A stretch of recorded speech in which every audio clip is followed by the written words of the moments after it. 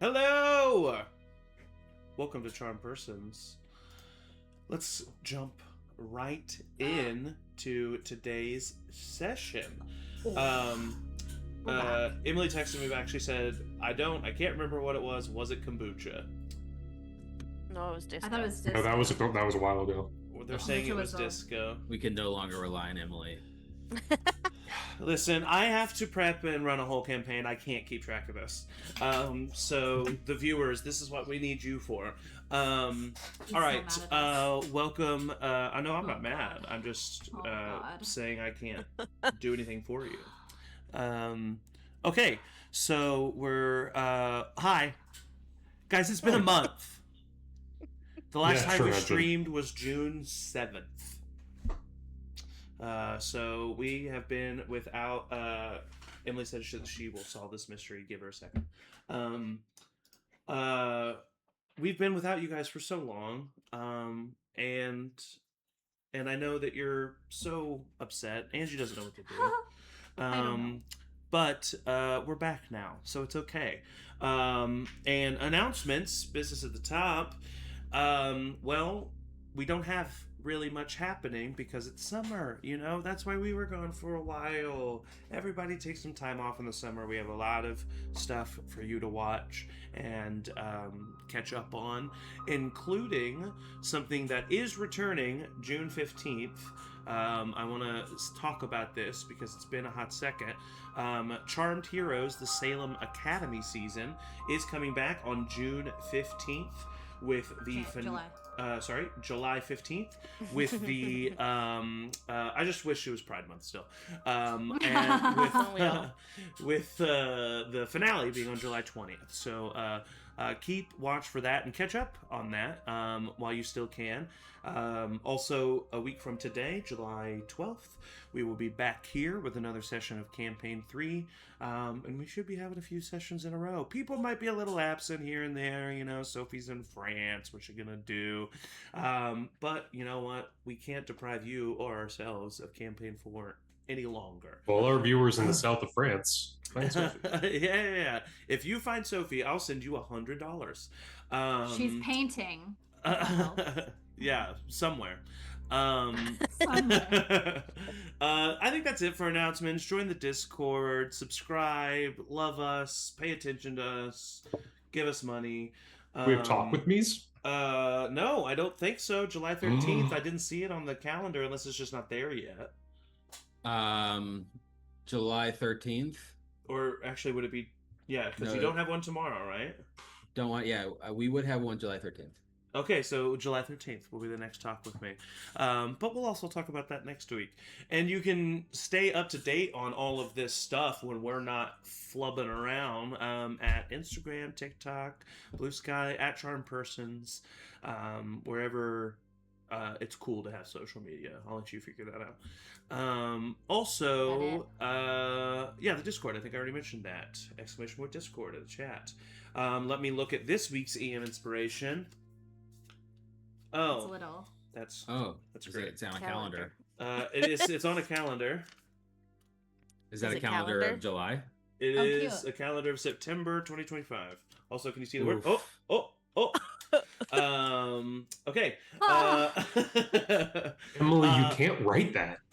With that being said, let's jump into today's session with a little recap of where we were last month.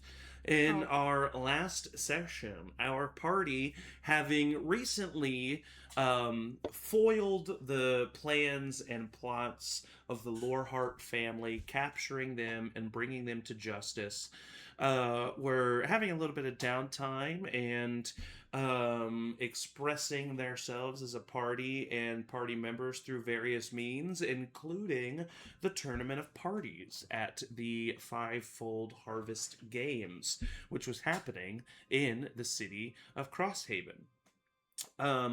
The party handedly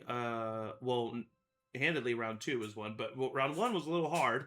But they were able to beat round 1 and survive the first round of the Tournament of Parties, making it to round 2, where they went to the winner's paddock and met members of the other parties who had won round one.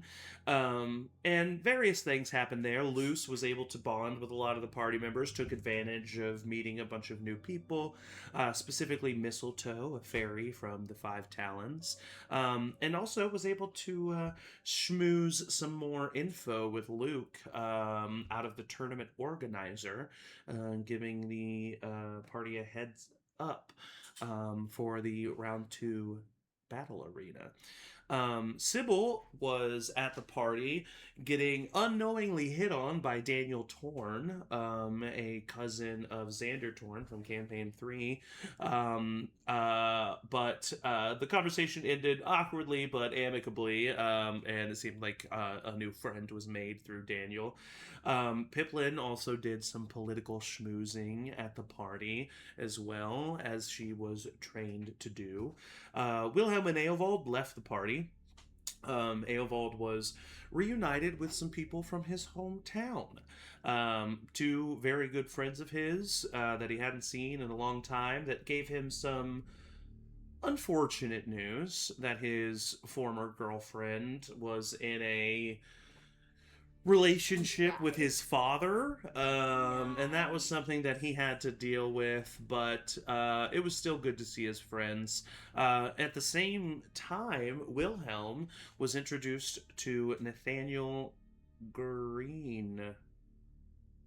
I think it's Green. Nathaniel Green from the Juno dynasty, the advisor to Queen Emilia Juno herself, who is one of the only other aberrant or mind mages, as you could call them, that Chiara Terzia, the head of the Institute, knew about, informed Wilhelm about, and then introduced the two of them. Nathaniel being very eager to meet someone else of his kind, and also hoping to meet someone from where he was from, another continent in the planet of Zalias, Kitrar. He introduced himself to Nathaniel and was very welcoming and happy to meet him. And the conversation ended with Nathaniel saying that although he has to, stay advising with Queen Emilia, that if Wilhelm ever found himself in the Juno dynasty, he would gladly meet with him and talk with him. And he also gave him a sending stone between the two of them that Wilhelm can use mainly in case of emergencies, but with a little wink and a nudge. He said the occasional annoying question won't bother him as well. After that, the next day occurred, and our party were up bright and early for round 2 of the Tournament of Parties. On their way there, or before the tournament, Pipplin and Eovald both met with their parents that are in the city, both of which being pretty good interactions, both parents being very surprised that their child was in an adventuring party, maybe Eovald's less so. Eovald's mom was a kind of polar opposite of Eovald as far as introvert and extrovert is concerned. She was very bombastic, very loving and open, and was very supportive of Eovald, and gave him a little bit of inspiration after the not so great news he received the night before. And Pipplin was, her father was very proud of her for doing what she was doing, but also wanted her to be very careful. And both of them said that they would be in attendance watching their children. And the party won round 2 pretty handedly. There was a big battle arena with a river of lava and fortresses and traps and all kinds of stuff. But the party was able to defeat the party of all blood hunters, the Crimson the party of the Path of Redemption, which was a party of former criminals that they were able to beat and move on to round 3. They were taken to the winner's paddock, where they would be able to watch the second bout of the round 2 tournament today. While there, they had some time with each other, and they were also visited by one Molleander, who is a former friend and co-worker in some circumstances of Wilhelm. from the Midnight Menagerie. And there was some readings that were done for the party. And then he left, and the party once again were talking amongst themselves when a huge explosion was heard outside. A part of the Iron Arena had exploded, basically. Emily says it was disco and Sophie got it. That is what Emily said. So Sophie will have EM Inspiration next session, and that has... Well, the real prize was actually Emily bought Sophie's trip to France. That's what she got. Oh, yeah. We always said whoever got the 14th sessions. That's why Sophie's been holding out. She wanted the big prize. Yeah. And after this explosion happened and people were panicking, a programmed illusion erupted in the middle of the arena where none other than Chaos introduced himself as the leader of the orchestra and threatened the city of Crosshaven, claiming that government structure and overseeing the oversight of the government is oppressive to the people, and that people should be free, and even went so far to say as ethics and morals put on by society are oppressive, and that chaos would reign, and that he said that this was just a hello, an introduction, and that the real conversation was to come. That is what happened in the last session, and that is where we left off, and that is right where we will pick up. So, after this explosion occurs, dust falls in slow motion as the rancor of the world around is muffled into silence. Patrons hold pressure on wounds and cry out for help. The muffled sounds of the world clarify as the senses start to come back. Screams, cries, panic. The programmed illusion of a man in a spiral mask spews a speech of threats and deadly promises. Attendees at the Iron Arena climb over one another to make it to the nearest exit. Children cry for their parents, lovers search for their partner. It is indeed chaos. You are in the winner's paddock. You are safely a distance away from where this explosion occurred. From where you are, and this is unlike a modern arena, there's not a glass wall of windows in front of you separating you from the rest of it. It's just an open area. So you can, there's about a 12-foot drop from the edge of the paddock to the nearest audience below.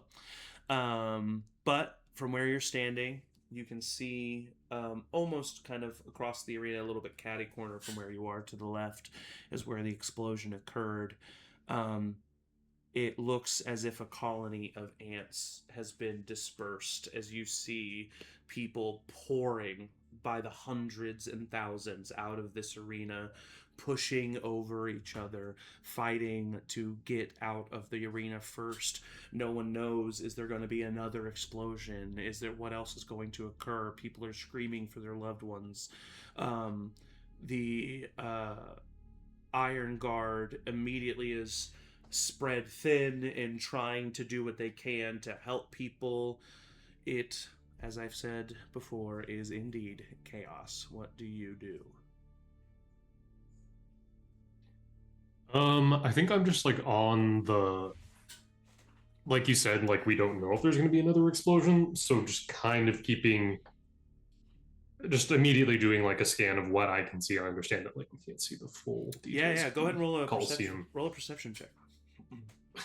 I would also be doing that exact same. Yeah, everybody can go ahead and roll a perception check. See what you guys see. Thank you guys. Like my perception is Nat 1. Ooh, you For a total of 3 though. Something flew into your eye, Wilhelm, and you're like, Fair. Absolutely fair. I got a 19. 19. What'd you get, Eovald? 10. 17. 17. Okay, so Eovald, Wilhelm, you see what I've described. It's a scene of I pure don't see chaos and destruction. Yeah, it's the Iron Guard is spread thin. People are calling out for help. It's chaos. 17, Pip, you are able to see that, first of all, there is no, you don't know if there's going to be another explosion, but there is no, attack happening, right? You don't see any fighting happening. You don't see, like an ambush occurring or, people attacking people. So you know that there isn't any, violence breaking out right now. You're able to tell that. Okay. You do notice that the explosion happened in a random section of the middle class patrons. So it wasn't in a section of the nobles. It wasn't in a section where either your father or Eovald's mother would be, most likely. So immediately that fear of yours is quelled. That they weren't over there, neither of them. But then, who else could be, it immediately starts thinking. But that's what you're able to tell with a 17. And then with a 19, Sybil, you see that there is everything that I just described to you, as well as the Sergeant William Grand of the Iron Guard is currently down on the same level where the explosion happened, but on your side of the stadium, and is directing some people, some Iron Guard members that he can see, to try to make them do some things. And then you see another Iron Guard soldier running from a distance, calling for Sergeant Grand and running up to him. And so you catch that happening. And so that's what all of you see, I would say. I think if he's on our side, you said he's closest to us, but just down and yeah, it's a 12-foot drop, and then you would just have to make your way down the bleachers, basically. Yeah, I mean, I think him. Sybil just starts running towards how she can get to Sergeant Grand in a non, I'm not jumping off of anything. Yeah. But I just want to There's get some to side him. staircases that are usually guarded by people so that normal people can't come up. Yeah, I want to get to him in that way to be available for him to direct also. But Okay. It's one of those things where I'm not thinking about party. I'm thinking oh, I want to be of service. For sure. Yeah. So I'll just start running. Okay. I would also be close behind Sybil, but I wouldn't be heading for Sergeant Grant. I think I would be heading more for the site of the explosion itself. Okay, yeah. So you start heading to the side of the explosion. You start heading down to Sergeant Grant. Eovald, what do you do? I don't really care about Sergeant Grant, so I'm going to the explosion. Okay, so you start following with Wilhelm. What about you, Pip? Do you run after Sybil? Her instinct would have been to go to the explosion, but seeing Sybil go somewhere else and everybody else go to the explosion, she would follow Sybil. Okay. So you run after Sybil. I think that Luke comes running after Will and Eovald, and Luce goes running after Pip and Sybil. And Norbit is obviously there, and obviously with Sybil. He probably just spider climbs down the little drop and then meets you and then starts running with you. And go ahead. Yeah. Technical questions. Is Sergeant Grand spelled with an E at the end or not? It is not. Sergeant Grande. Well, that's what I wrote that down and I just looked at it and I was like, that's Grande. Yeah, oh, that's right. Oh, that's funny. All right, so those of you running to the explosion, it takes you a minute to get there. You have to kind of push through some people. You help people on the way who have been pushed to the side or just need help getting up because they're older. And but you make your way over to the explosion. go ahead, Eovald and Wilhelm, as you get to the site of the explosion, roll investigation checks for me. Well, I was going to say about this specifically, Zach. Yeah. I do think at this point, in a way that I'm trying to feel more, he's trying to feel more confident about his abilities. I think I'm going to cast Detect Thoughts and open my mind to see, because I can now do like just kind of a perimeter sweep of anything within 30 feet of me. Okay. So if there's anyone like trapped or Ooh. anything kind of like that, I'm kind of sensing if there's any thought patterns around me that are panic and like I can't get out. Yeah, that kind yeah. of stuff. So go ahead. What I'll say for you then, Will, is still roll an investigation check, but add advantage with the thoughts being your main focus. Cool. And then, well, you go ahead and roll an investigation. I got a check. 19 investigation. Okay. Investigation is dog shit.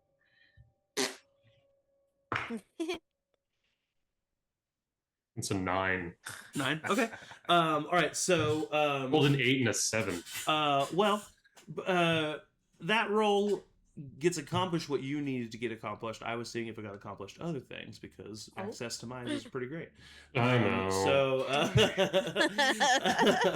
But it makes sense. You know, you rarely open your mind this much, and you are about to open your mind into pure, just like panic. Hundreds of people. And so you do that, and you are able to open. Come on now, and you are able to open your mind. That's not the inspiration, and you are able to open your mind, and you immediately, like I said, are met with just panic and fear.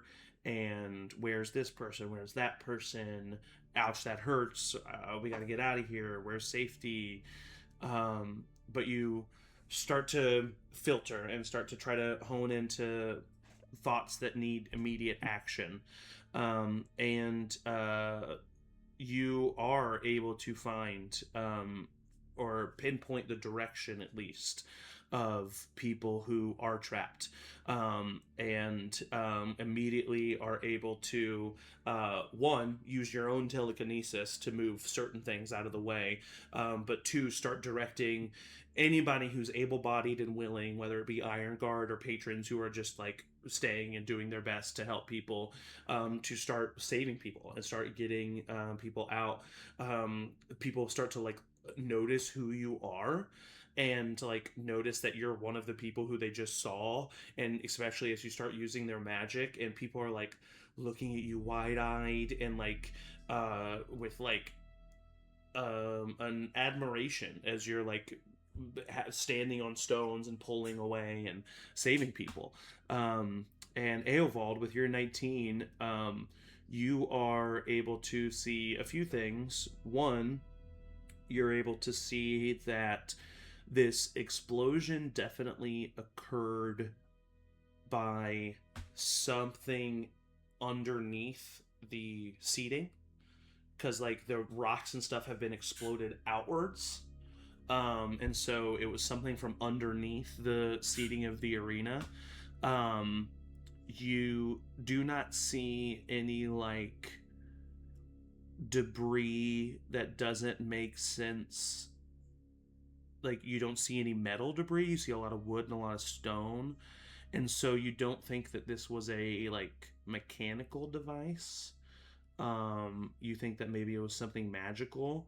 And with a 19, I'll say you look down and you see a little light, a little blue glow, and you bend down and you pick up a very small inch sliver thorn almost of what you now know to be arcanonite.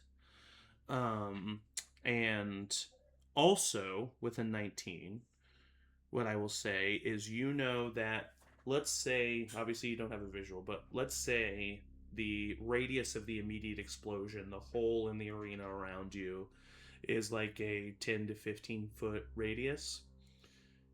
You can tell with your investigation of 19 and with the small amount of architecture that you've picked up from your mother that the extending radius of about another 20 feet away from that hole is gonna collapse and soon.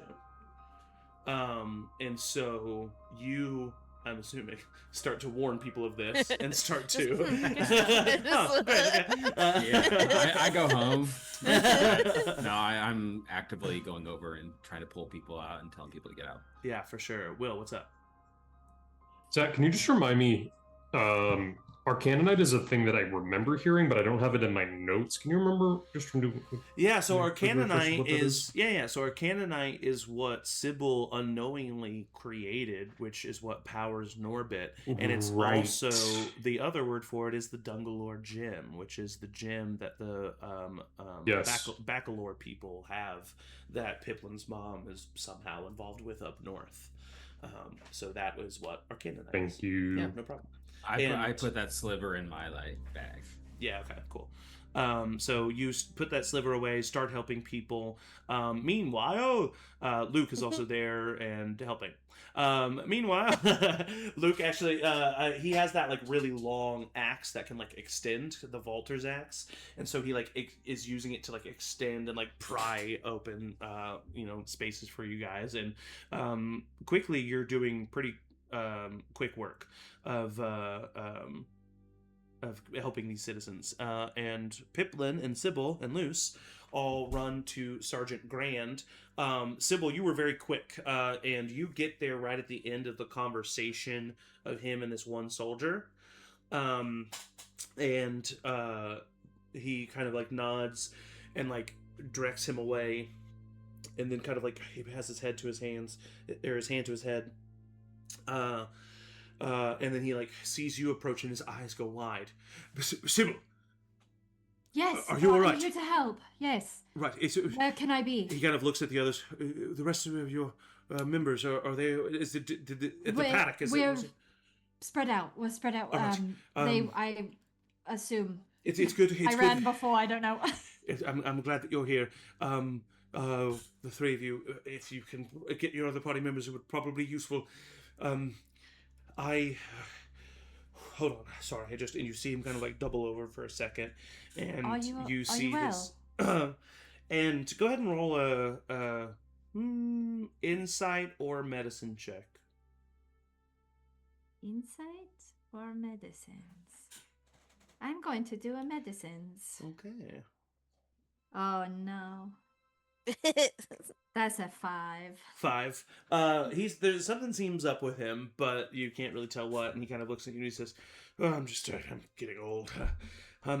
But there have been reports, witnesses, of people, nobles, some couldn't tell who, one of the magistrates being dragged away by someone. Of their own, against their own will. I have some Iron Guard investigating it, but we are spread thin. If this explosion is a distraction for something more nefarious, I need eyes I can trust on it. And you want us to? If you are offering help, yes, that is where I need you. By now, I'm assuming like all of us. Yeah, like Pipplin and Luce is there. Yeah. I would look to Pipplin and Luce and be like, we have to. Luce just nods her head. Yes, of course. Okay. Which way did you see them? He says the soldier at the eastern gate. He said he saw them being dragged. They were just picked away from the audience, from the crowd, running away and dragged into an alleyway at the eastern gate. He kind of describes like the area in which it was at. I know exactly where that is. And he said a magistrate, correct? He said a magistrate was taken. Okay. Yeah. But by an unknown figure. Yes. So what do you do?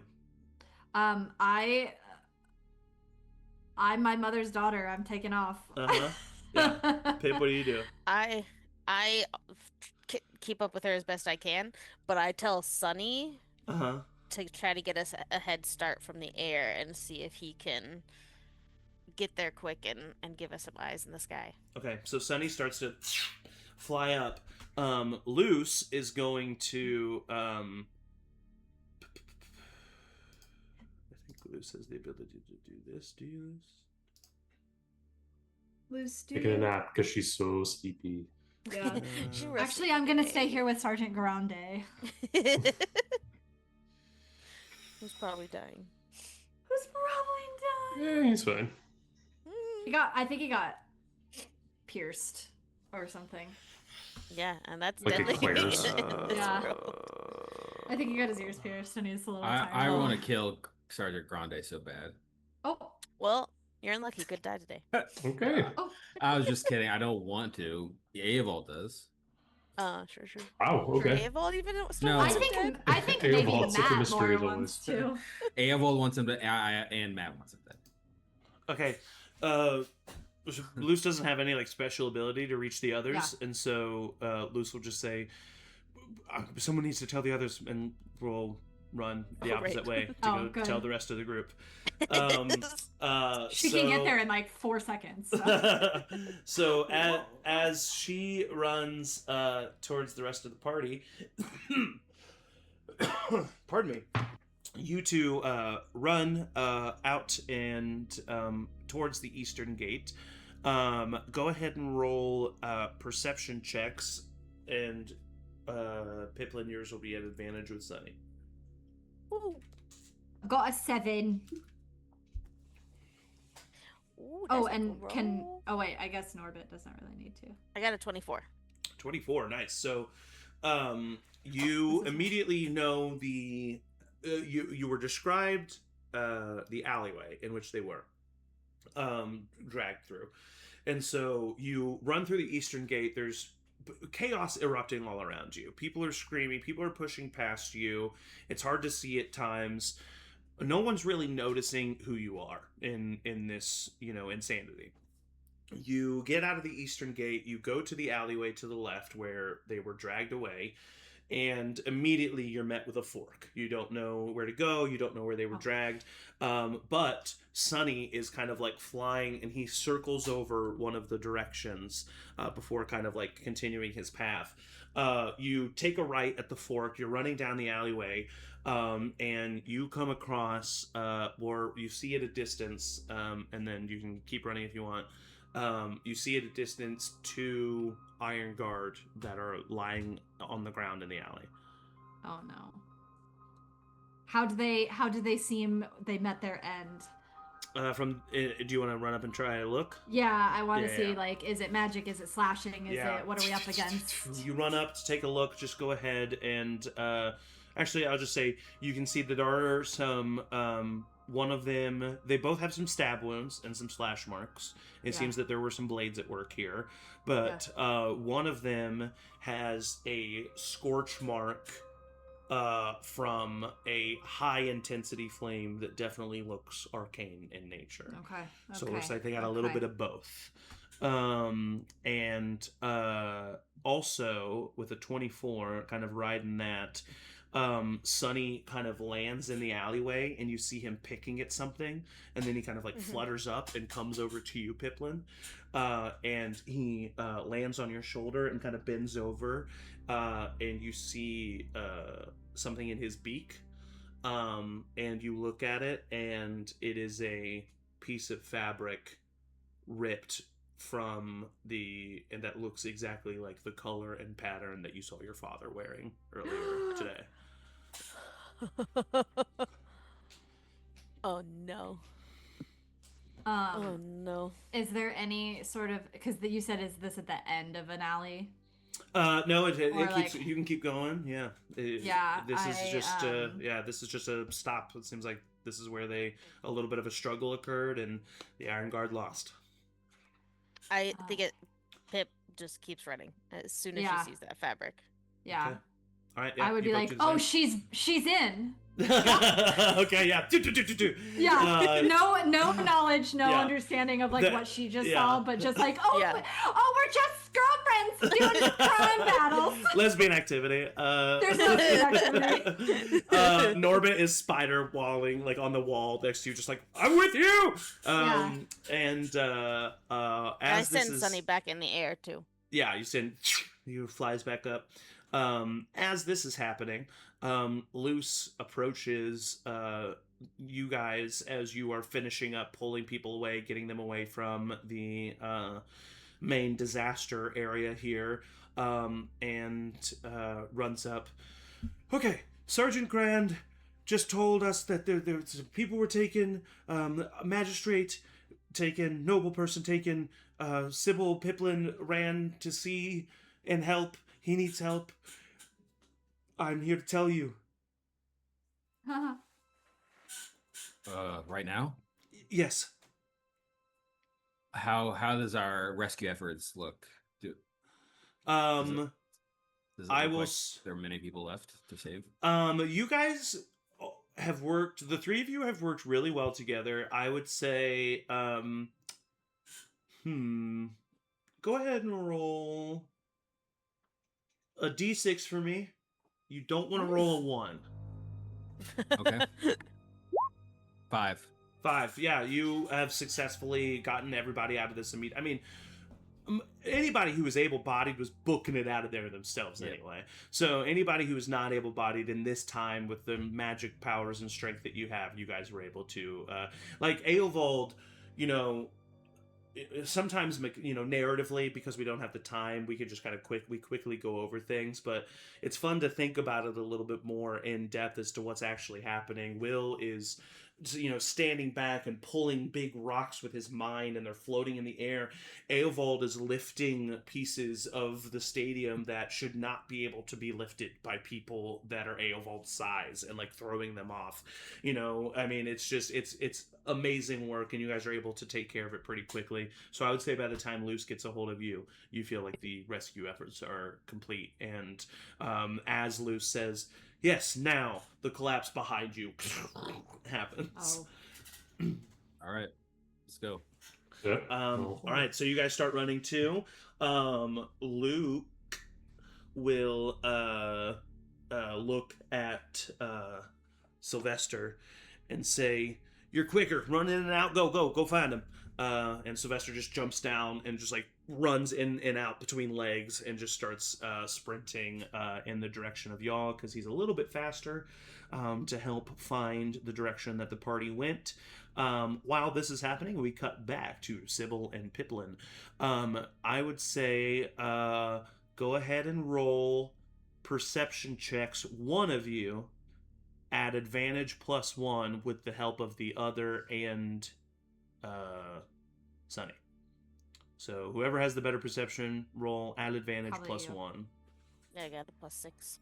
I got him. But it's an equal effort from all of you. That's a natural 20. Hey! Yeah. Okay, well then with a nat 20, I will say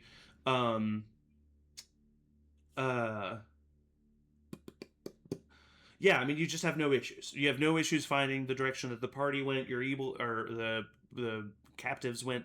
You're able to find the footprints and the skids and the blood spatters and the ripped fabric and the broken twigs and the you're able to follow the trail very easily.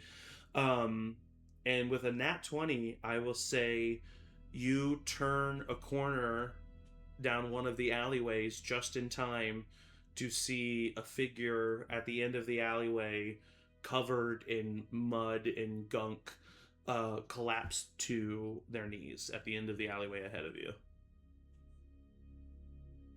I think for extra flair, she would Misty Step and get there as quickly as possible and just Are you trying to get in front of or behind the person? in front of.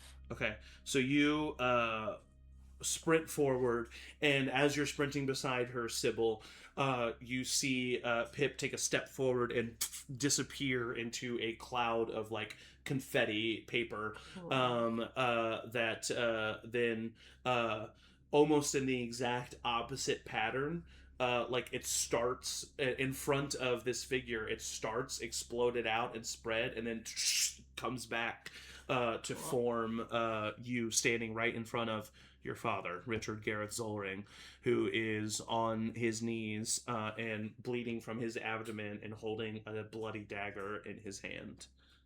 And he looks up at you. Pip? Are you okay? Oh gosh. And she'll cast Cure Wounds.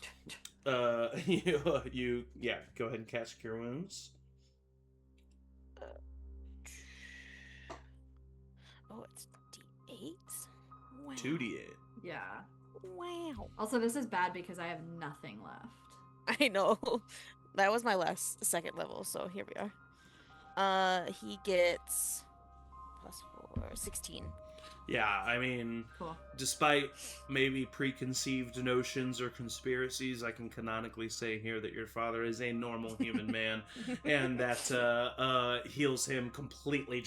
He has this slash in his abdomen from a wound, from a blade, I mean, and it just immediately heals up, and it's covered, and he kind of looks up at you. Oh, thank you. She tackles him in a hug. Yeah, After he's healed. I'm still a little tired. You run up, Sybil. Does you said he has a dagger in his hand? He has a dagger with blood on it in his hand, yeah. So does it look like he was fighting someone off and they got him, or does it look like he did it to himself? I would say from a quick glance you can tell that it looks as if the weapon that caused the gash on his stomach is of a bit of a bigger blade. Okay. And so it looks like he was fighting someone off. Yeah. Heard. But yeah, he kind of and he kind of looks at you, Sybil. How did you Mr. Richard Gareth Solrig. How did you find? Please, Sybil, call me Richie. Oh no, sir. Okay. Mr. Richie. All right. How did the two of you find me? Well, Sergeant Grand said that he saw someone being dragged away, and so we follow the trail. And yes, no, you have to keep going. You have to find the others. Okay. Sybil just starts running away, and Norbert keeps following. Oh, he looks at you, Pip. Listen, hon, they left me behind. I put up too much of a fight for them to deal with. Your father is more capable than you think he is. All right, just keep going, find them. I'll be all right. I'm gonna make my way back. Okay.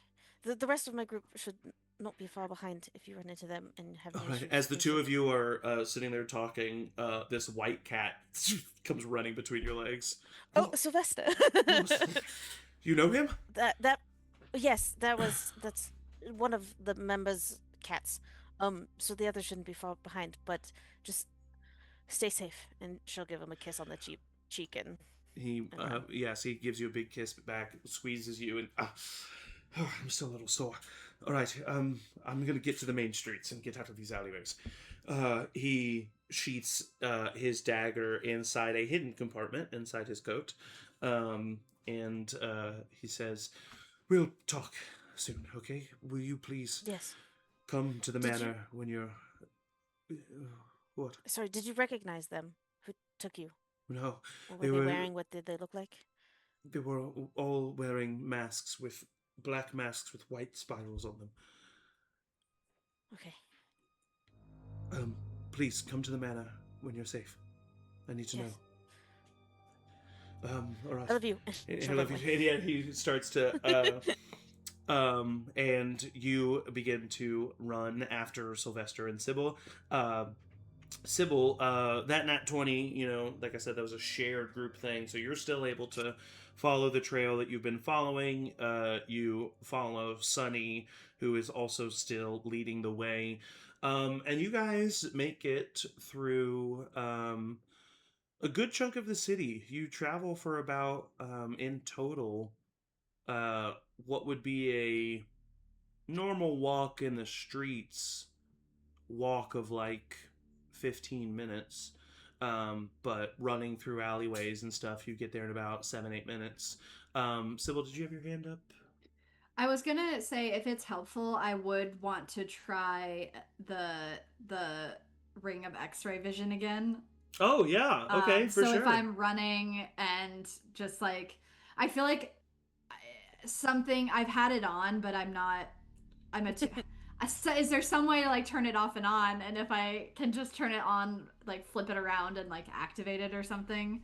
Yeah, you have to. Yeah, you have to be able to activate the ring. Yeah, it's not just like you're not constantly seeing an X-ray. Yeah, and I didn't want to, and I'm scared, and I probably will see naked people. But I also want to be able to see like through, if I can see through buildings or through walls. And you can focus it too, right? So it's like like it's not just, and actually you have to focus it. So it's not just like if there's like, I don't know, a wall and then a dresser behind that wall. Yeah. And then a poster on that dresser or whatever. It's like, if you just look through the wall, you're still seeing the back of the dresser. So you have to choose to then look through the dresser and then choose to then look through the poster. Does that make sense? Yeah. Cool. So I opt in to each. Yeah, exactly. Yeah. Now that you know how to use it. But so yeah, you're doing that. You're looking. That definitely does help.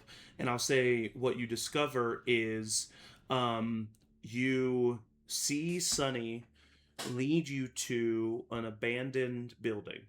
It looks like an old shop of sorts. It is in a part of town that is pretty quiet right now, mainly because anybody is in the Iron Arena or near the Iron Arena for the Five Old Harvest Games.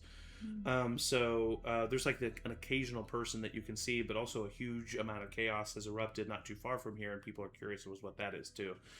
So there's not a lot of people here. He comes to this abandoned shop, and what I will say is you are like looking through, you see Sunny land on the abandoned shop roof. And I'm going to remind myself of something with the ring of X-ray vision. Or do you have it up? What is the distance? I believe it says 30 feet. Range of 30 feet for 1 minute. It's a minute. Okay. Yeah. Great. So maybe I just used it to get through the alley. To see if I could see. Well, what I'll say is at the end of this X-ray vision, how about that? Like towards the end of this X-ray vision, he lands on the roof of the door, and through the door of this abandoned shop, you see a person in a room.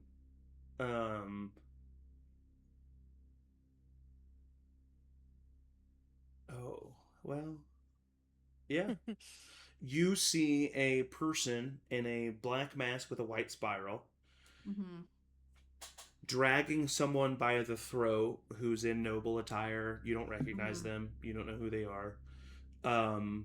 And they disappear behind, or they don't disappear, but they like go into a door and then shut the door. And then the room that you're seeing now is what would be like the lobby of this store, and it's just like completely barren. There's just a door. To the store, a rug in front of the door, and then empty room, and then another door inside that he went into. Okay, I am going to run with Norbit up to the door. Okay. And I'm going to say, Norbit, stay out here. Right. So that when the others come, you can tell them that I went around the back. I'm going to see if there's an alternate entrance. Right. But guard this door. If anyone comes out that looks nefarious, I want you to punch them right in the nose. Will do.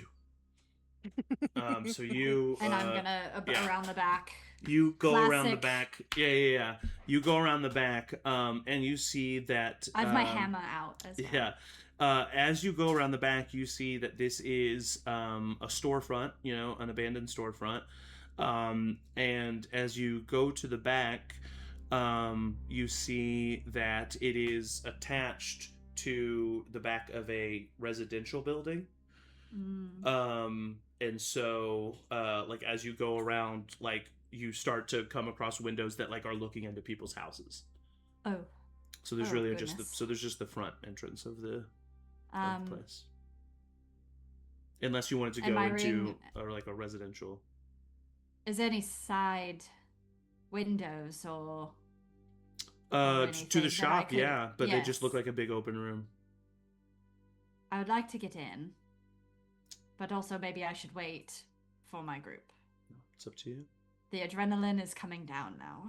Okay. I probably should wait. My intelligence says but my wisdom is 8. It's up to Yes, you.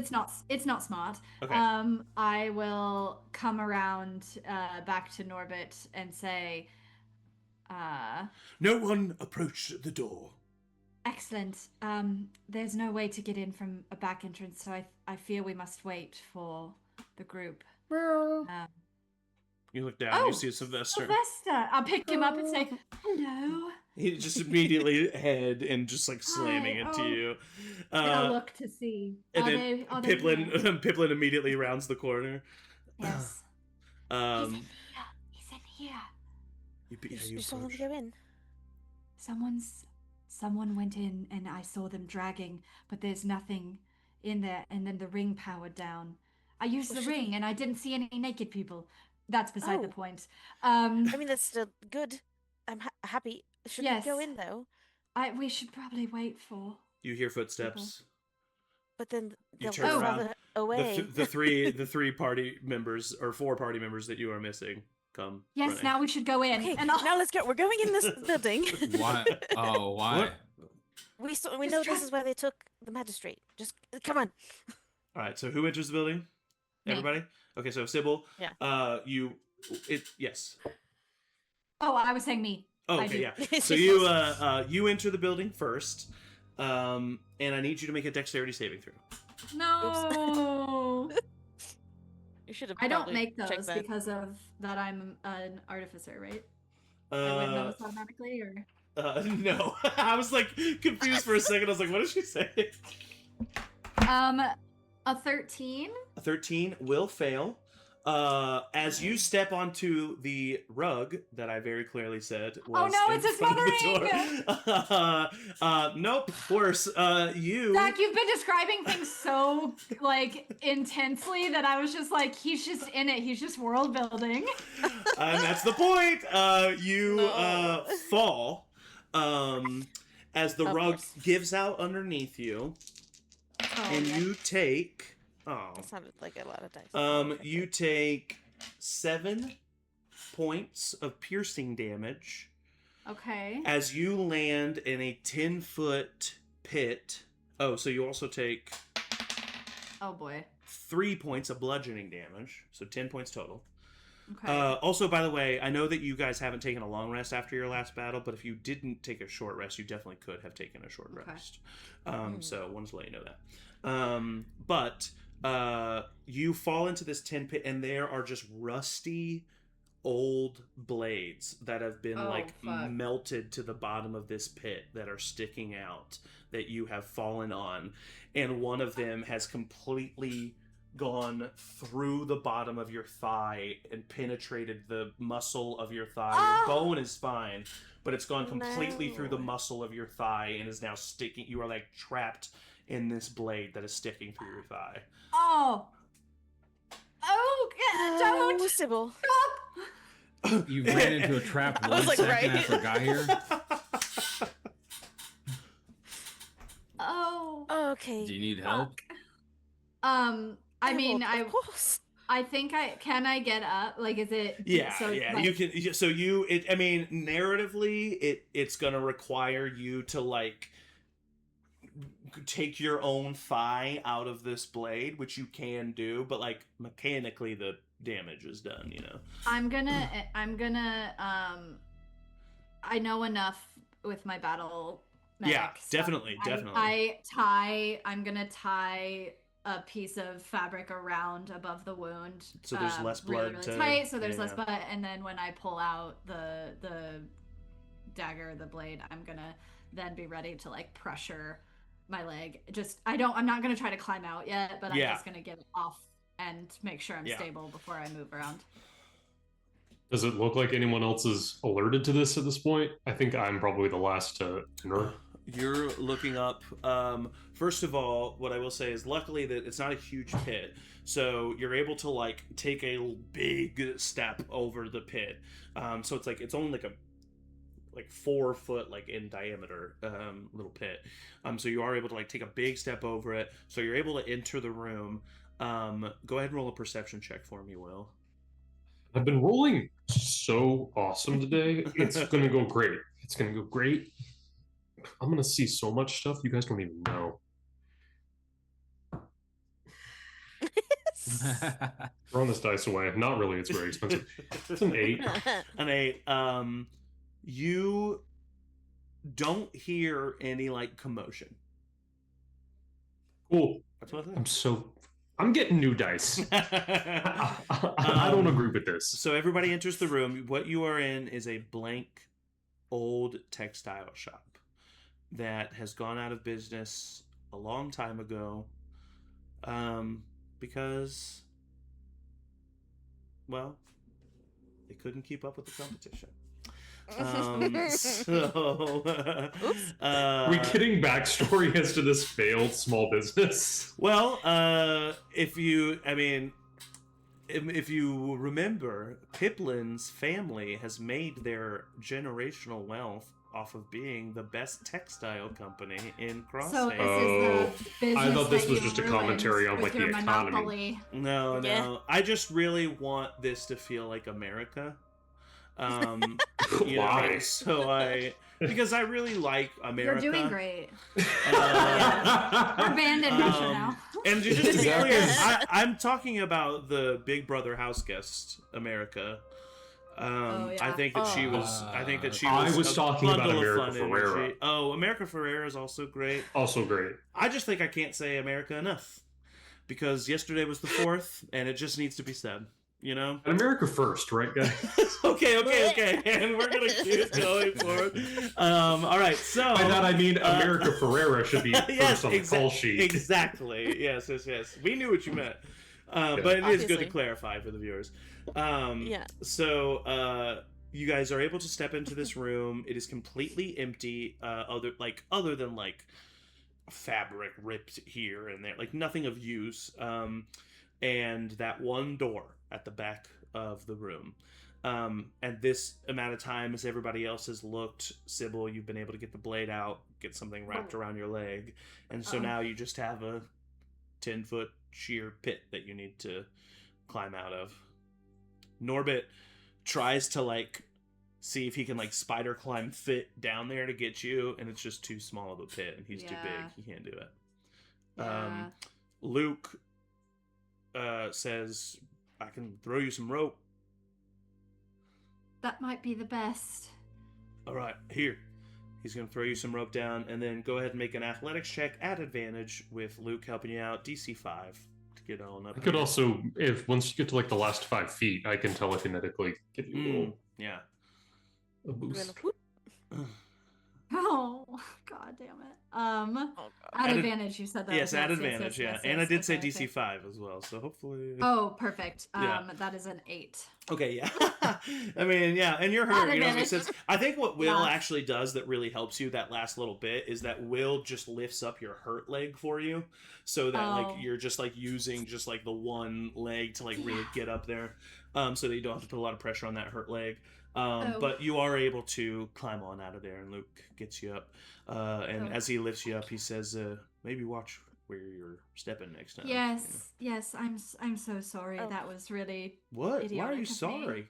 I know better than that. I know better than to run into a building that Hey. I know nothing about. And First of all, I knew there was a rug there. It was described. He covers your mouth. He Sybil. covers your mouth.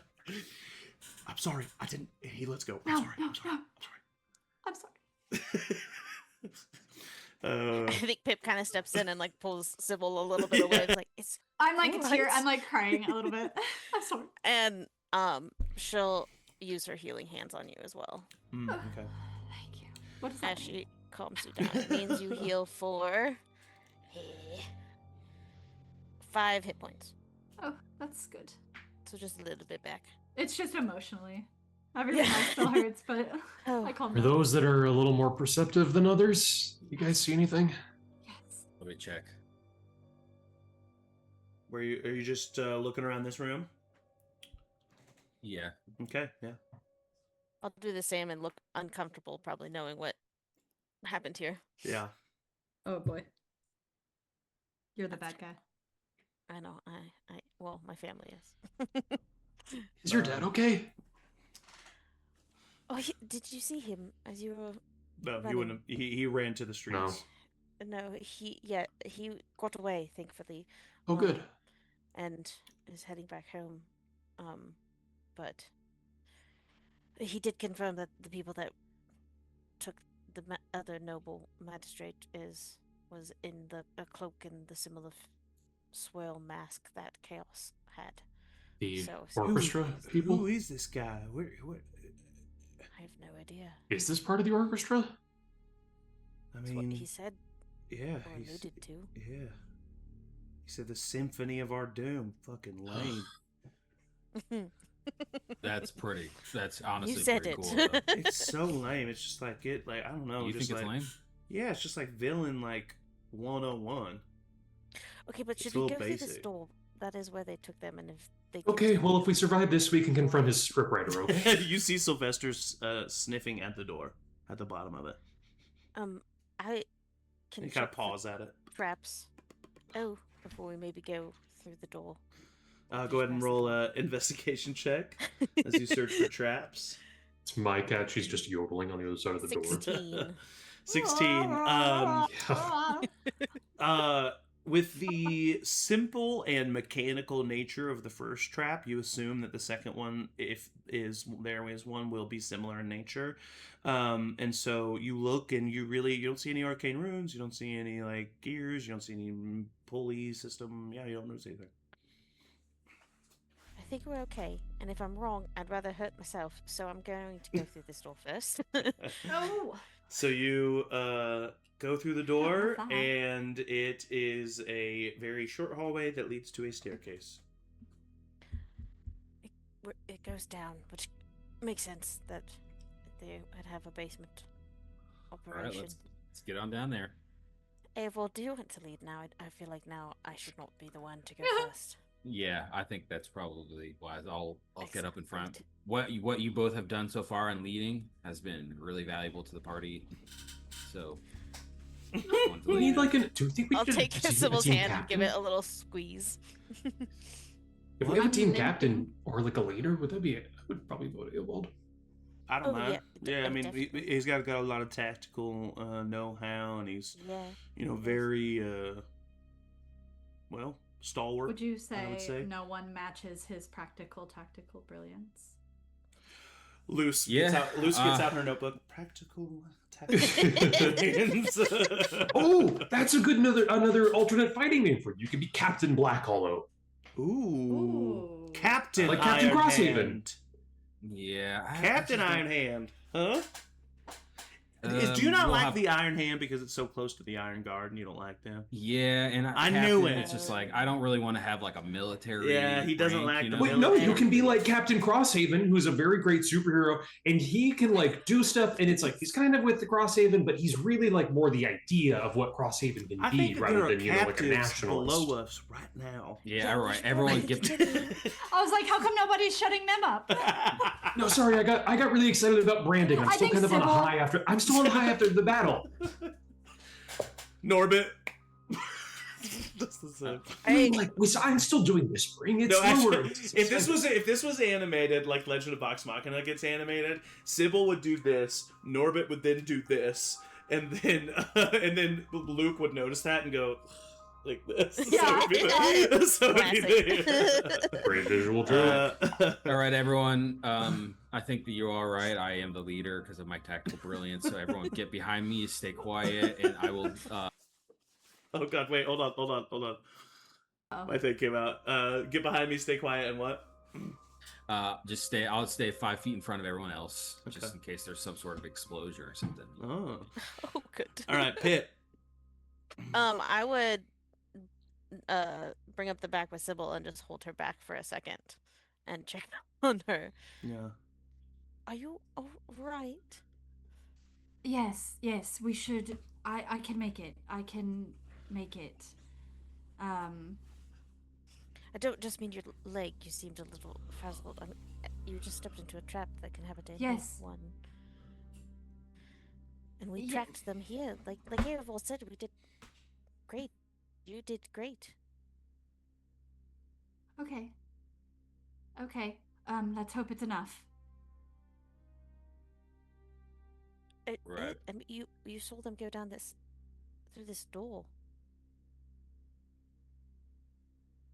Is Anyone else that we Eovald would like have lost going them. down the stairs right now? Like, I would assume Yeah. so, yeah. yeah. We can talk about this later. We don't need to. It's fine. I'm fine. See? Ow. All right. It's okay. I just want to make it better. I just want things to be okay.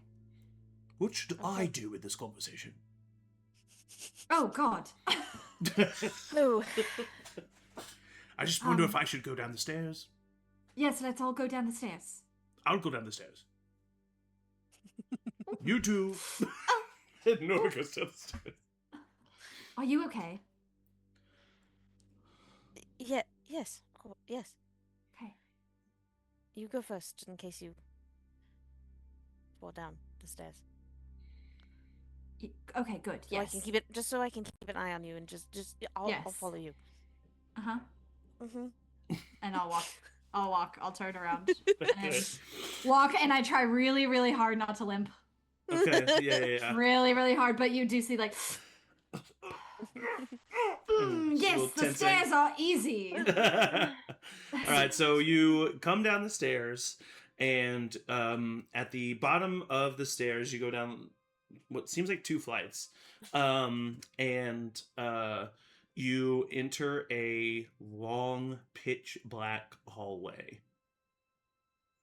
Oh, God. Does anybody have a passive perception above a 13? Yes. Yes. My character last campaign does. Can I count that? No. It smells bad down here. It smells like Oh, rotten no. eggs. Oh no, farting. Someone's farting. Okay.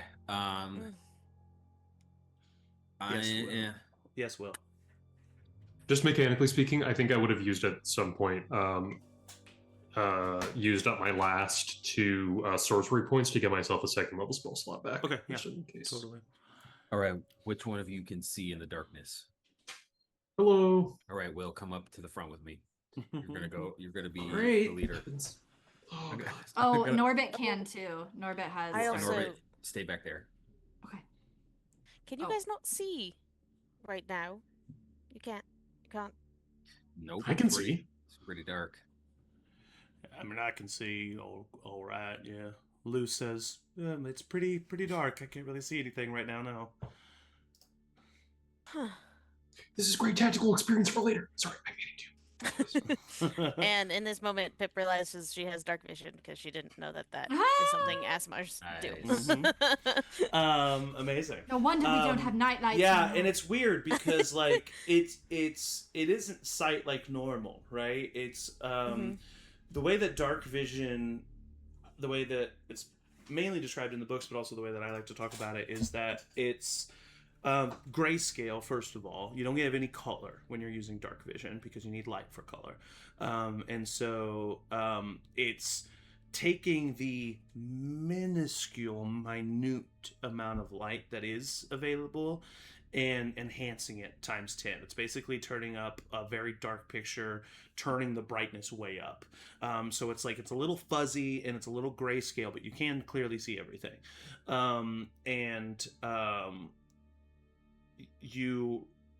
If you don't have dark vision, it is just completely pitch black down here. And those who do have dark vision are leading the others down the hall. Smells really bad. The hallway goes for about 20 feet before it ends at another doorway. And at this doorway, above it, there is a head of a dragon statue. Like the statue that is the head of a dragon that is above a doorway.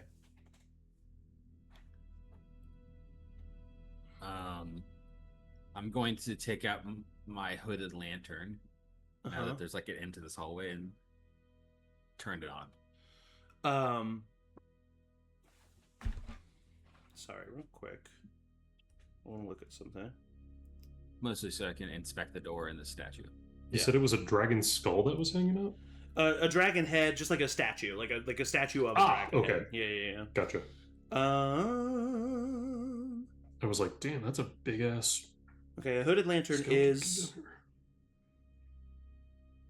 Okay, it's a flame. Oh. Okay, I need everybody to make dexterity saving throws, please. Oh no. Oh, great. Why? I said it smelled like rotten eggs. Did.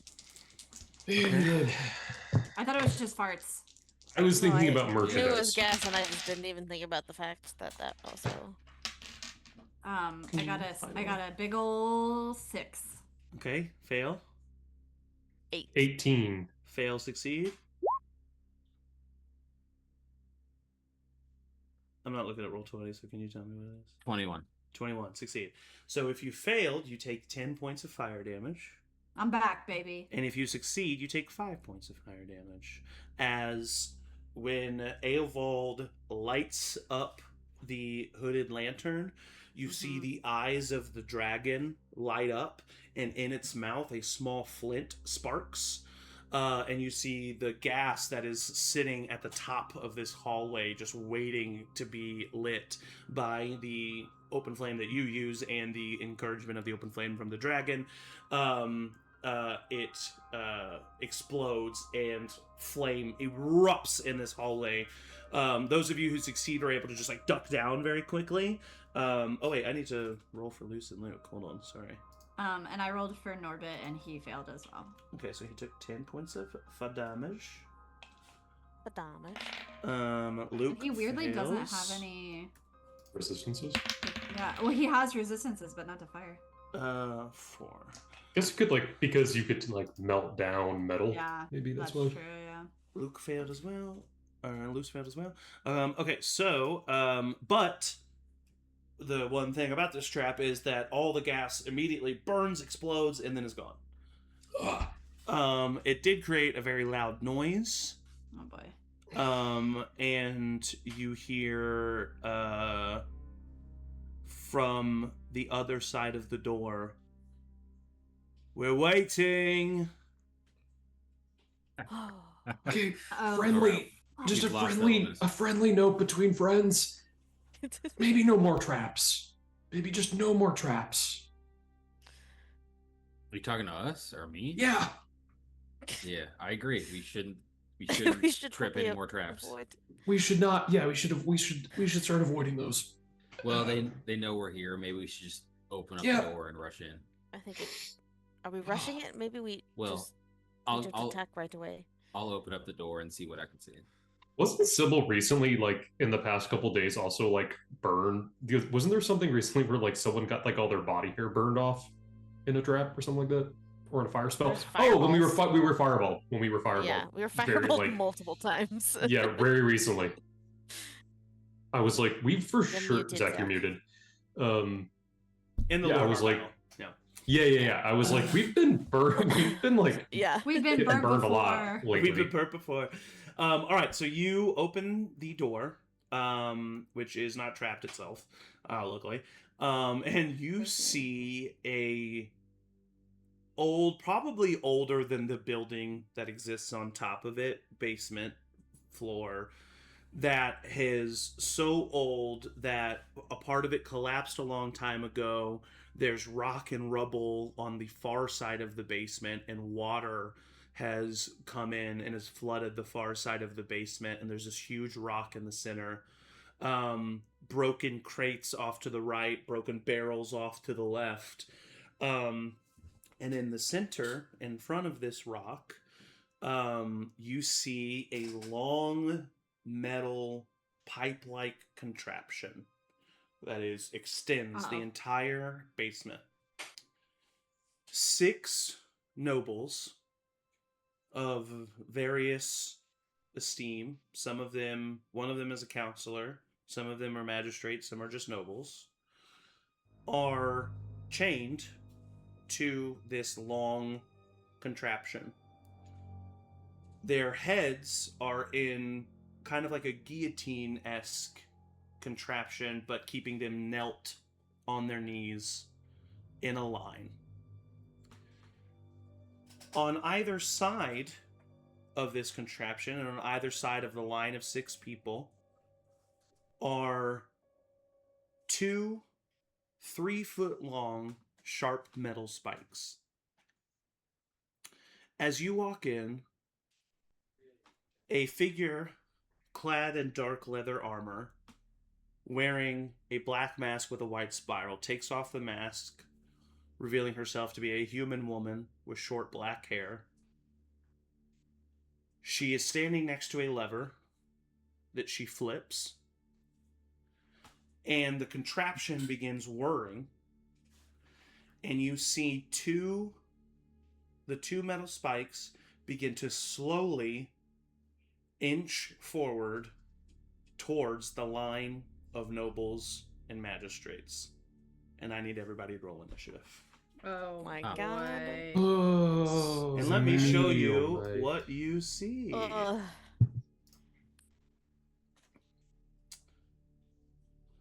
Well, so this is going to be, here is where you are entering from. Let me put down, you will all be where Luke is, around Luke. oh god.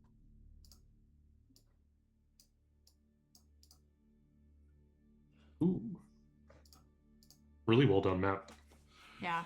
This is... It's so small, and I hate them when they're so small. It's so this is actually, I need to shout out,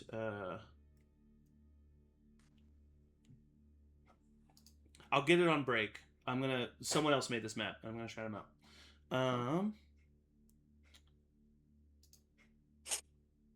Okay, so let me get the turn order thing out. Give me just a second. Oh, my blood pressure is high. Boom. Boom. Boom. Oh. Boom. The best I've rolled is on initiative. Oh no, it doesn't keep their tints. Okay.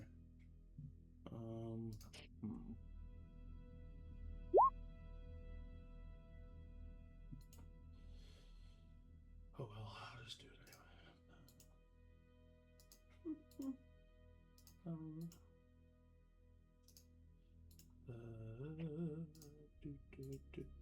Thank you for your patience while I do so much work. All right. Let me roll initiative for these peeps. Okay, let's...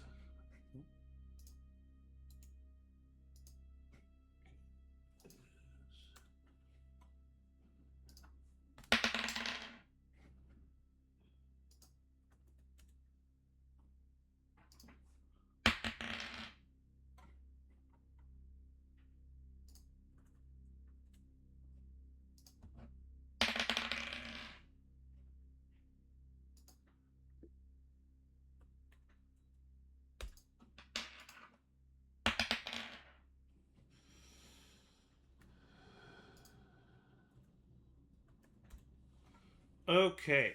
Whoa. Sybil, what'd you get? Oh, I can put it in. Okay. Which is a 13. I was not paying attention, sorry. No, you're good. Because my leg hurts so bad. Yeah. All right. So, as I said, what you can see here is, actually, let me show the viewers. This is an abandoned basement. Here's where it's been flooded, and there's the big rock in the middle. These yellow tokens are the nobles that are currently chained up by this metal contraption. This purple token, the blue tokens. The purple token back here is the woman who has flipped the lever. Right here in the red is a figure wearing a black mask with a white spiral, and they have 2 swords out. And then here is a figure, tall figure, or actually short and stout figure, like 5 feet tall, black leather armor, black mask, white spiral, carrying a giant war axe. and they seem to be waiting for you. And the metal contraption is whirring, and metal spikes are slowly making their way towards the nobles' heads as they are trapped in this guillotine-esque contraption. And that is where we'll take a little bio break, and we will pick up from here with Eovald at the top of the turn order. So I think it makes sense to get a little break right before we get started on this. Yeah. So stand up, stretch, get some water, but stay tuned because we'll be right back. Oh my god.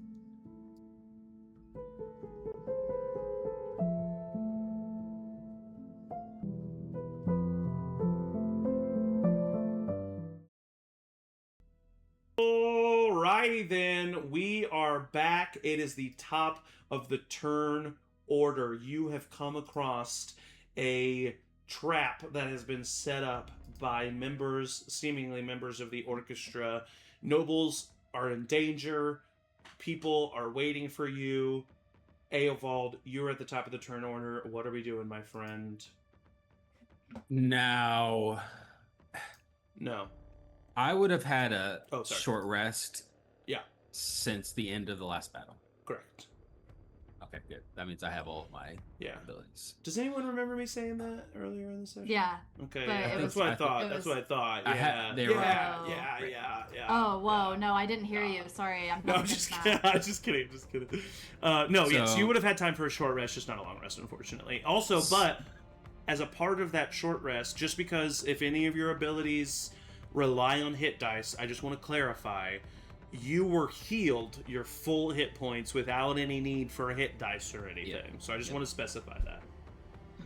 Okay, and so it looks like the purple person is pulling a lever that I think if I pulled again would stop these people from being... It's a healthy assumption. And then this maroon little guy is this chaos guy. Double-bladed. And then yellow is big great axe.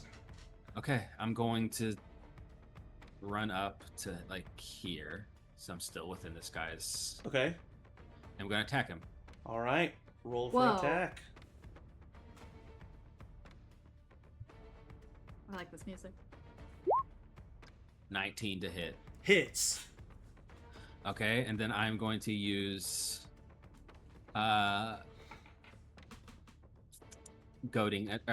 menacing attack. Okay. So it needs to roll a wisdom saving throw. Give me just a tick, brother. Okay. Are you okay? Are you choking? Oh my god. Okay, so wisdom saving throw? It was really inspiring. 5. Okay, it takes 11 points of damage. Okay. All right, and then now has the fright condition until the end of my next turn, and has sap, which is disadvantage on the next attack. Oof, nice. And then I'm going to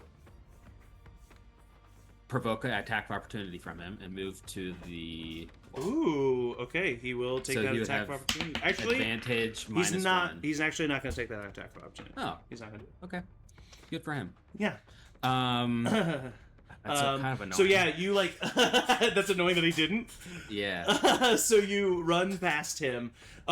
He is not ready for the speed that you are able to move in that heavy plate armor, and you get right behind him. He's just starting to turn around, or actually it's she's just starting to turn around as you slice completely, just like gashing into her abdomen as she and then kind of looks at you. You back away expecting her to swing, but she just stares at you, and you make your way. You are now standing next to a older noblewoman who you do not recognize, and on the other side of this little metal contraption from you, so there's this little metal contraption in between the two of you, is this woman who is wearing dark armor, pulled off the mask. She has short black hair. And she's looking at you with surprise that you ran right up to her. That is your action movement. Can I now? I can't like interact with this contraption at all. I would say it would take an action to interact with the. Okay. Yeah. Interact action, as you would say. Do I want to do that?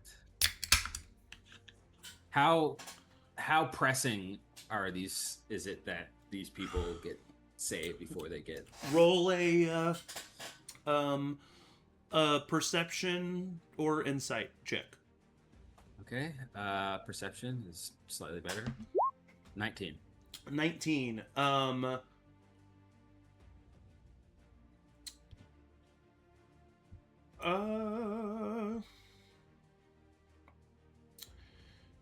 The first person on either side, so the person right next to you and then the person on the very far other side, yeah, will probably get some kind of pain and or more than that before you can act again.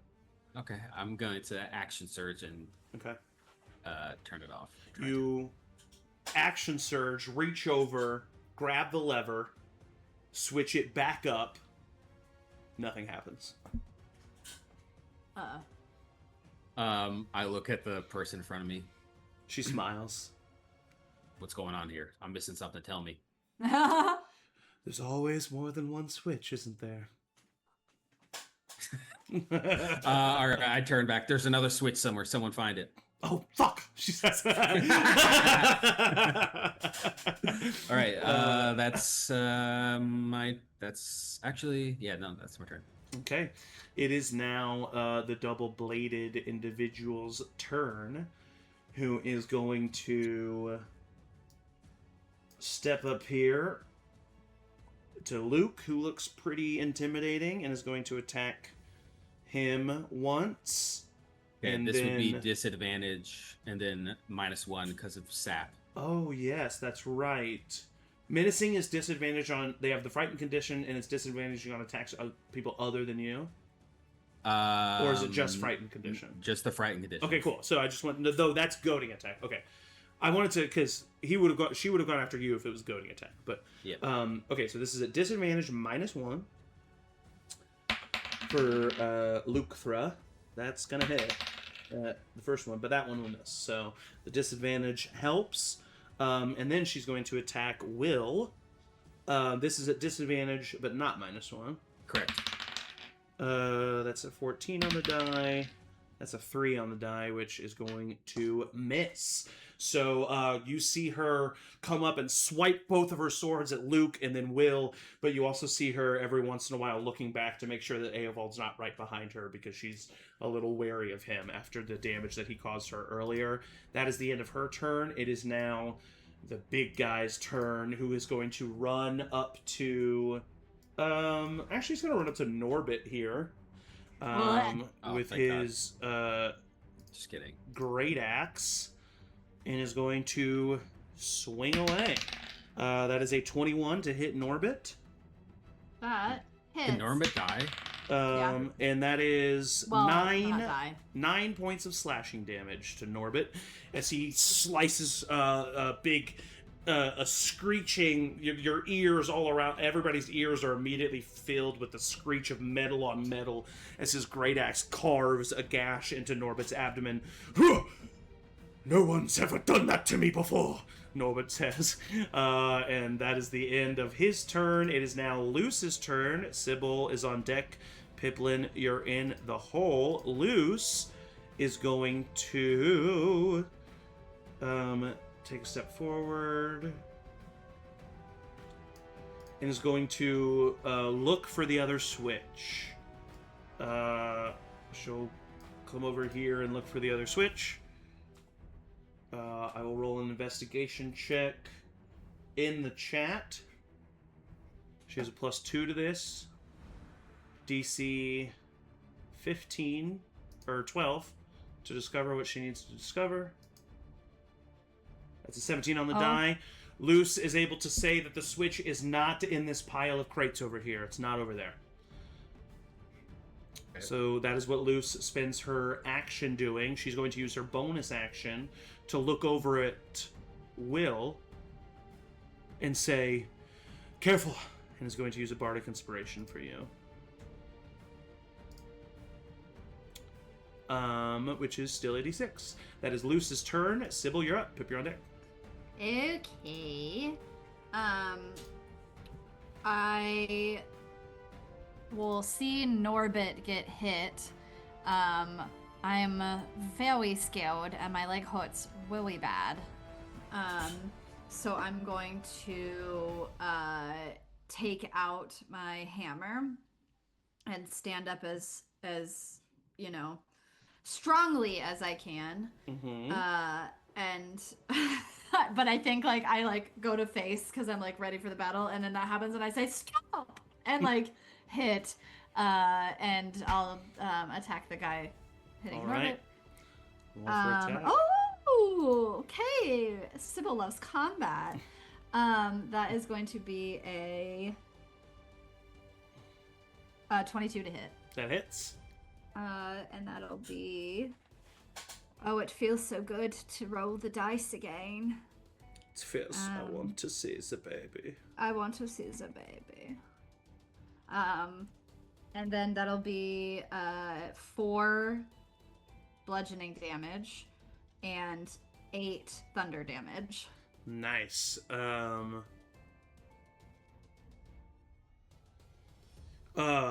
You see Norbit get attacked. You take your hammer. No, stop! And you hit him.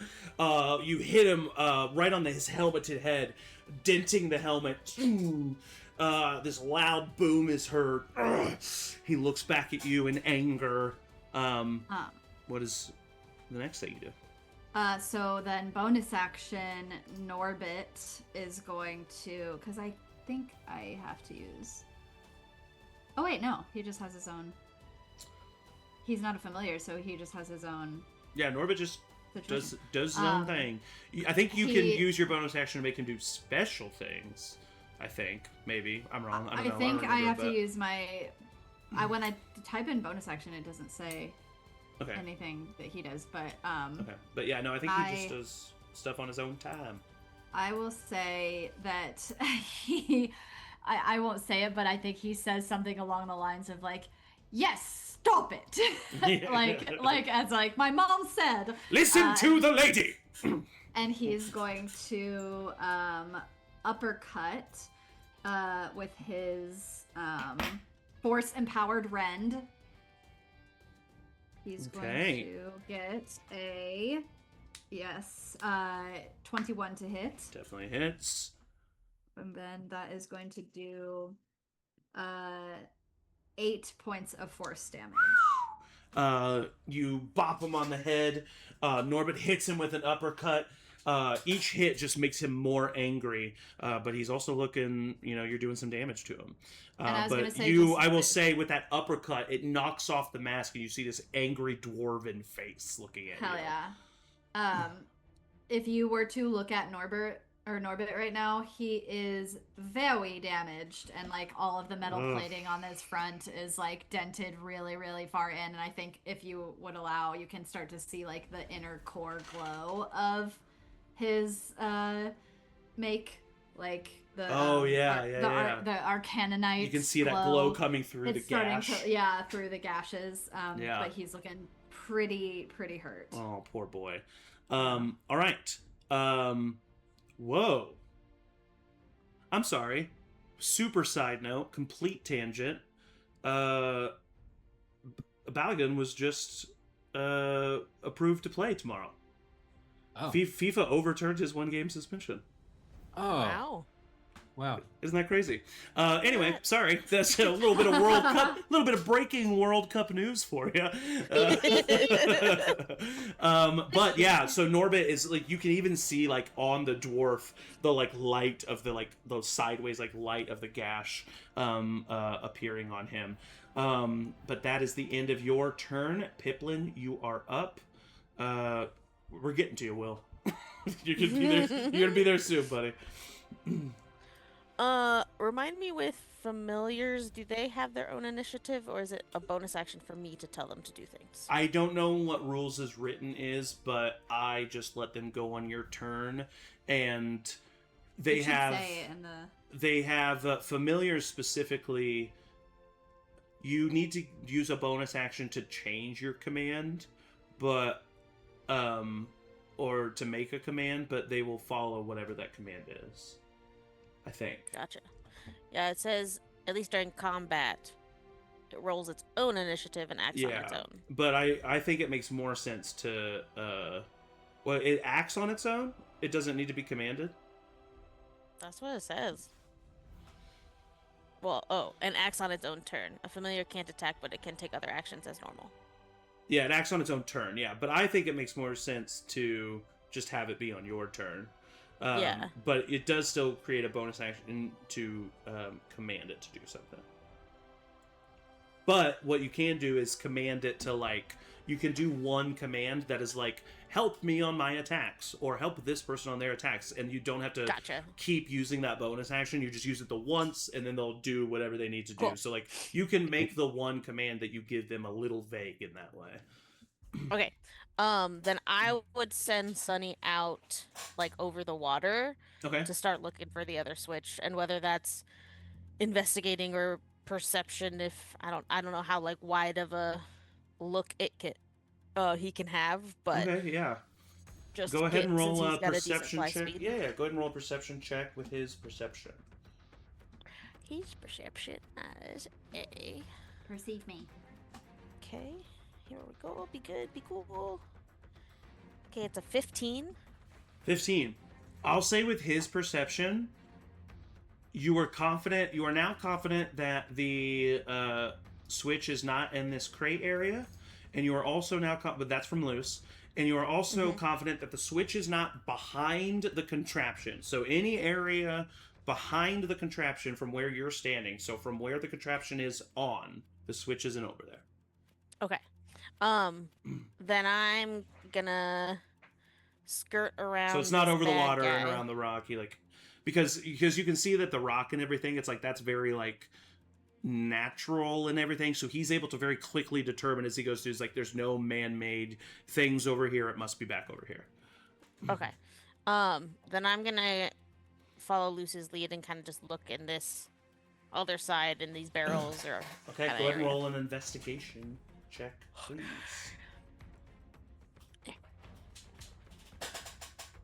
Computer's struggling right now. Alright, investigation. Dirty 20. Dirty 20. It is, with a dirty 20, what I'll say is it's not in there's these barrels over here. And with a dirty 20, it must be somewhere on the contraption itself. Okay. That's what I'll say. You can get with that. So that's your movement, or a little bit of movement and action. Yeah, I'll voice that out. Yeah. And then that was... I don't get a hit. 5, 10, 15, 20... So I'll use the rest of my movement just to, like, check out the contraption between these people. Okay. And be ready to look at that next turn. You see two individuals there. One of them you recognize. Here's a story. Excuse? A man and birdie. You see... Counselor.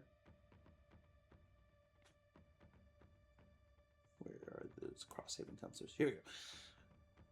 Counselor Marcus Hale, who is a Crosshaven counselor.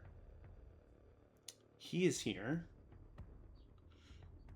As well as Lord Magistrate, oh gosh. It's the one that sorry, give me just a second. There's lots of information to remember after months of Vincent Hall being away.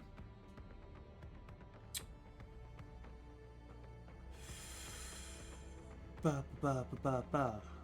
Ba ba ba ba ba ba. Yeah. Where's he at? Lord Magistrate Vincent Rose, the host, or the one who is helping lead the actual, the one who's actually helping lead the tournament. So you notice those two are here. The schmoozy. And that's what you notice, and that is the end of your turn. And it is now the woman next to yourself, Eovald. It's her turn. She is going to...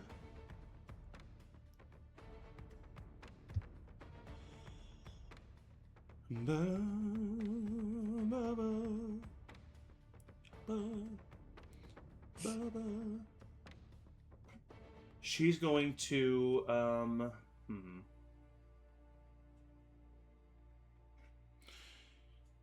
she spins her hands in a circle and is thrust them towards you and is going to throw an arcane burst at you. That is a 19 on the die for a total of 24. Yep, that hits. Probably one of the only ways she would be able to hit you. That is a total of 14 points of force damage to you. Okay. And she is then going to risk the opportunity attack. 5, 10, 15, 20, 25. And get here. Yeah, I'm going to attack her. Okay. 17 to hit. Hits. 10 slashing. Oof! Yeah, she's definitely a little bit weaker. You see, she kind of falls to her knees as you slash her back, but she gets up and she keeps walking. That is the end of her turn. It is now Luke's turn. Will, you are on deck, and then Eovald, you're in the hall. So Luke is going to... This bandit captain's right here. He wants to take care of him.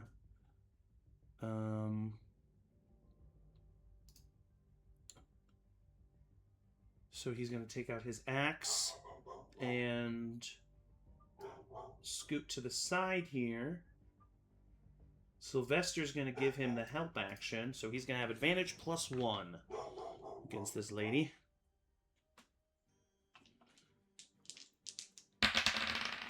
That hits, dealing a total of 6 points of slashing damage to her. 6 points. And then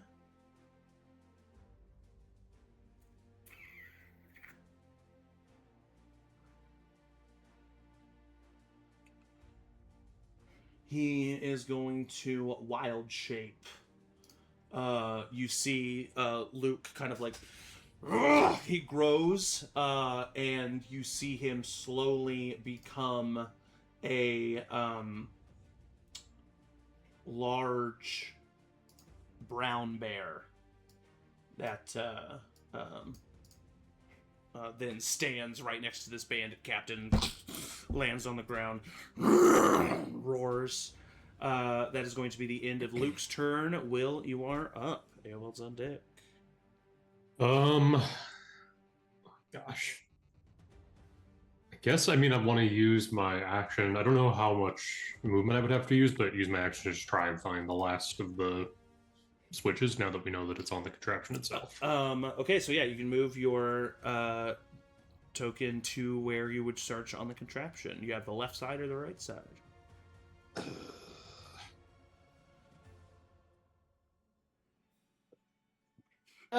This is a hard choice.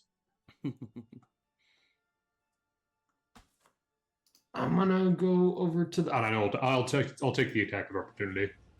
Okay, so he is not going to, or she is not going to attack you. But you go searching on the right side. Go ahead and roll an investigation check for me. Oh, thank God. Okay, 16. 16. Right where the woman who flipped the lever is standing, her hand is underneath the table, like ready to touch something. Crap.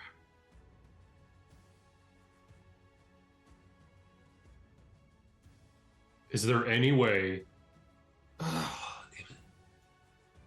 under a table?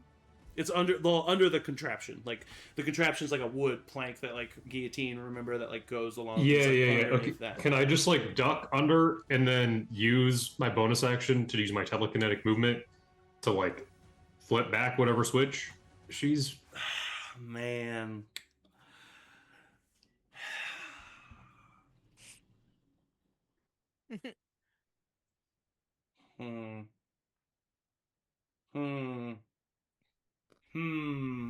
Okay. Okay. Very weird reaction to this. Yeah, I don't know. What did I do? You didn't do anything other than maybe fuck everything up.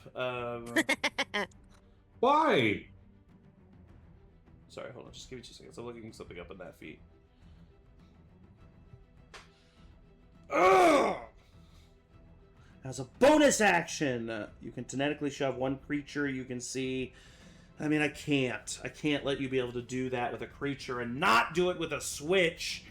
Yes, with your bonus action, you and only you can switch that switch and the contraption stops. Oh, thank goodness. That is your movement, that is your action, and that is your bonus action. Can't do anything else. At the end of your turn, the metal spikes would have penetrated those first 2 nobles, killing them immediately. And yet it doesn't. It stops. And don't sound so Are you mad? sad about this. No, it's honestly, are you mad? I want you to realize how clutch of a move that was. It's you and only great. you could have done that in that moment. I feel like you're mad at me. No, I'm not. At genuinely the very last second. It's an amazing move. So movie moment. That those like for sure, like the blades are like, you see those nobles who are about to get hit, they're like sticking out their necks, trying to pull away as much as they can. The needlepoint blades are getting right to them, and then they stop. Thanks to Will's, and they actually, with that switch, they start going back. Thank goodness. So that is the end of Wilhelm's turn. The citizens have been saved for now. Eovald, but there's still concerns, Zach. But there's still concerns. So Eovald, it's your turn. What are we doing? Okay. That's my mom. All right. And dad. And your dad. I was like, your dad too. I'm gonna attack her. You're gonna. Well, first of all, I need you to make a DC 5 acrobatics check to jump over the contraption. Okay. If I fail this, then something's gone horribly wrong. Natural 20. Okay, so you just hop 4 feet vertical over and just land on the other side, and then you sprint 4 forward. foot vertical leap. And I'm gonna say, with that nat 20, you get over there with such speed and acrobatic tenacity that you're gonna have advantage on this attack against her. It's a nat 20. Nice. Gotta Okay. honor the nat 20. Wow. An 11 at advantage. That'll miss. So you jump, you run, you're sprinting, you're dodging under things that aren't even there. You're doing twirls. It's beautiful. You jump, you land. Ah! You bring it down. The camera zooms out. You've missed her, and the sword is on the rock. She turns to look at you. What are you looking at? We already stopped the machine. All right, I'm gonna. It's impressive that he can jump that high wearing a full suit of armor. I mean, that was an amazing moment of strength, followed by. I'm an impressive guy. Okay, I'm gonna do second wind, and that's my turn. Okay, all right. That is the end of your turn. At the end of your turn, lady over here, this lady over here, is gonna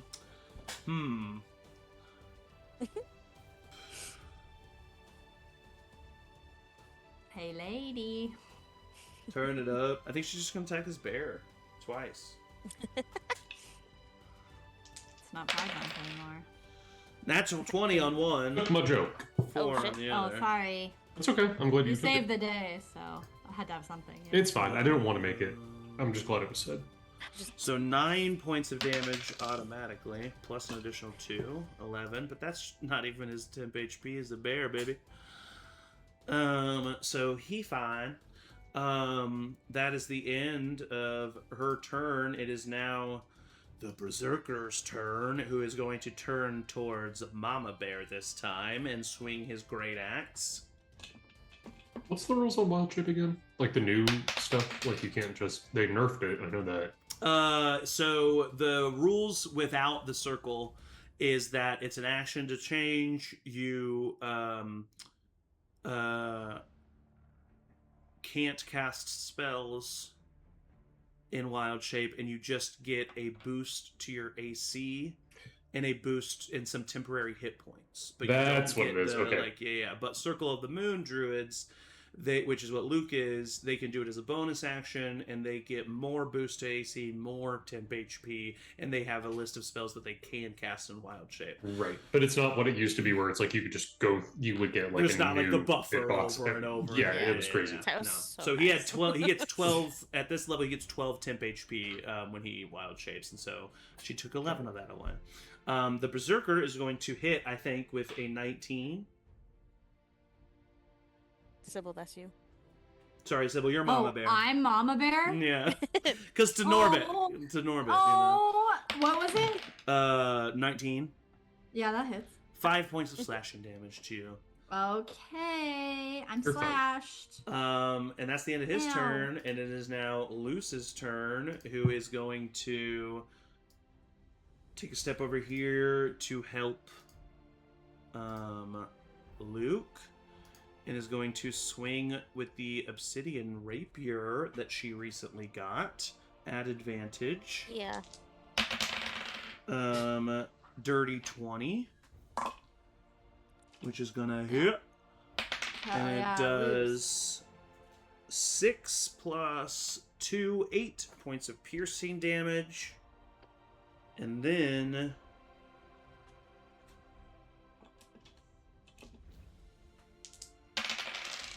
Uh... 2d6 necrotic damage. So 10 more points. That lady looking hurt. So you see Luce stabbed just right through the abdomen of this woman, the blade penetrating on the other side, and you see this black shadow like leaking off of the blade. That is the end of Luce's turn. Sybil, you're up. Pip, you're on deck. If you'll allow it, since I got hit by her last, I'll have Nor. Sorry. Hold on. Sorry. That was not your fault. My audio went out. You said since I got hit last. Since I got hit by this person, I'm gonna let Norbert take the first hit. Why do I keep calling him Norbert? This is my child. Because Norbit is a 2007 Eddie Murphy movie. Yeah. Oh, it is? Uh-huh. Oh yeah. So Norbit got a 24 to hit. Definitely hits. And this is the guy right in front of you, right? Yeah. Yeah. Because I would imagine like he went to hit me, and Yeah. then I'm like kind of stumbling back, and Norbit's takes that pissed. opportunity. So that is 11 points of force damage. Nice. Looking hurt from where he was. And in the melee of that, I am going to follow up with a hit to the side of the temple. Hopefully, hammer maybe will be helpful. Oh, I did get a natural 1, but I do have heroic Also, I didn't say it for the first attack because I think it made sense. Sybil's new to attacking and stuff, but I will say it for the second attack. Because Sybil's calmed down a little bit, she's in the battle a little bit more. You could easily flank around the Berserker and get advantage with Norbit. Okay. It's up to you if you feel if Sybil would be smart enough to do that. I didn't mention it for the first one, but she's intelligent, so I was willing to throw you a bone for the second one. It's up to you. But her leg is also on fire. Okay, so yeah, it makes sense that she would. So you just want to use heroic inspiration then? I'm gonna use heroic inspiration, yeah. Yeah, no, I love the character choice. True to her. And it failed. So it would be He has low AC. This guy. It's a where'd it go? It would only be an 8. Okay. Or a 10 if I used intelligence. So, nope. yeah. So, yeah, I think that she kind of stumbles and sees Norbit getting a hit and then tries to, like, swing and, like, goes a little wide. Yeah. And it hurts her leg. Oh. Yeah, she, like, bumps into, like, the wall or something. You're leaning up against the wall now. Norbit's trying to get in the middle of you.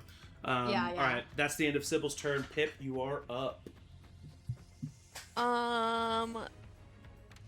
Pip isn't convinced this isn't just gonna turn back on. Okay. So, she's gonna cast Create Bonfire right where the purple circle Woo! lady is hanging out. Okay. And so that is a what is hopefully that? make her move out of that spot. It's a dex save. Dex save. That's a 15 on the die. But I don't think she's very. -1 is a 14. 14 is the DC. She beats. Okay. But she doesn't take any damage, but she is standing in a bonfire. Yeah, I was about to say she doesn't take any damage, but that's I expressly said to Will that is a wooden contraption, and I'm pretty sure Create Bonfire states that things that are flammable catch on fire. So ignites flammable objects in its area that aren't being worn or carried. Yeah, so that contraption right where her hand just was, wherever that switch is, starts catching on fire. You do see the noble who's there, like Like, yeah. he's like, get me out! But alive, and so that's your action. Any bonus action or movement? I'm gonna move just a little bit closer to my lady, but not within range of the scary guy. Okay. It is now her turn. She's going to take a step back right here, kind of stumble up on that rock, and is going to...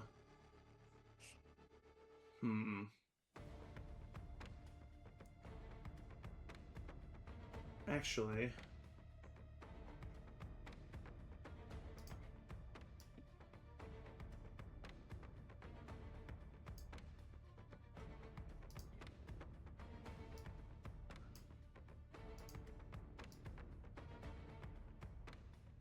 Why do you keep measuring the Mesa? You keep measuring just right to me. What's that about? Me next. Oh no. Oh, what is she doing? I don't like this. Okay. So these 3 blue dots, fuck. Eovald and Will need to make Constitution saving throws. Arnar.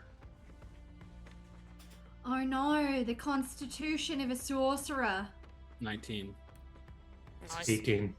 Both of those Nice. succeed.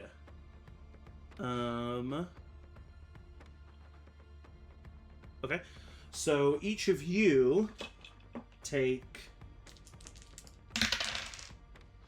4 points of thunder damage and are not pushed 10 feet as she shouts, "Back!" These 3 people are all normal humans. Uh-oh. And so she is going to... We're going to roll this in the chat. They all have 8 hit points total. No, sorry. 4 hit points total. So if they fail, they will die. So let's roll these in the chat.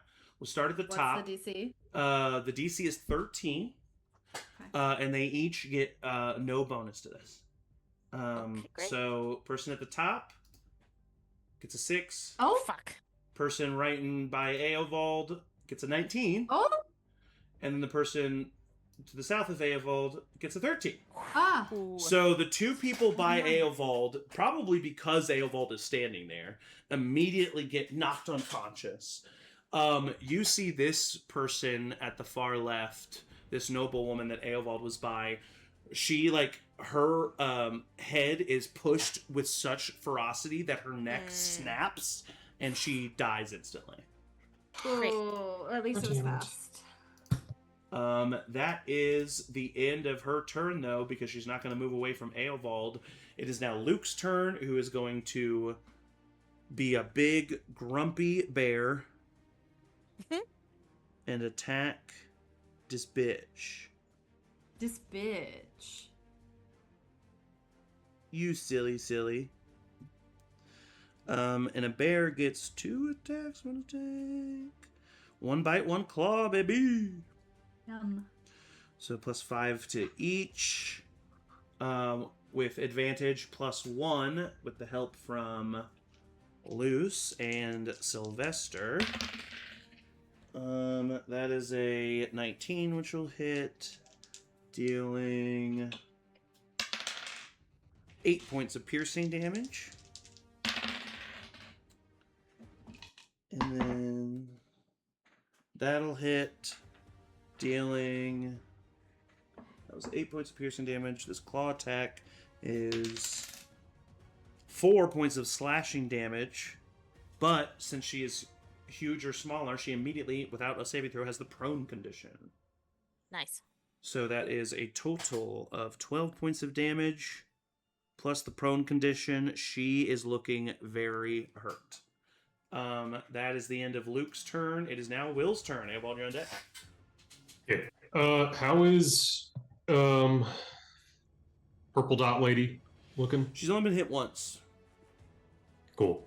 So she's looking okay. Yeah.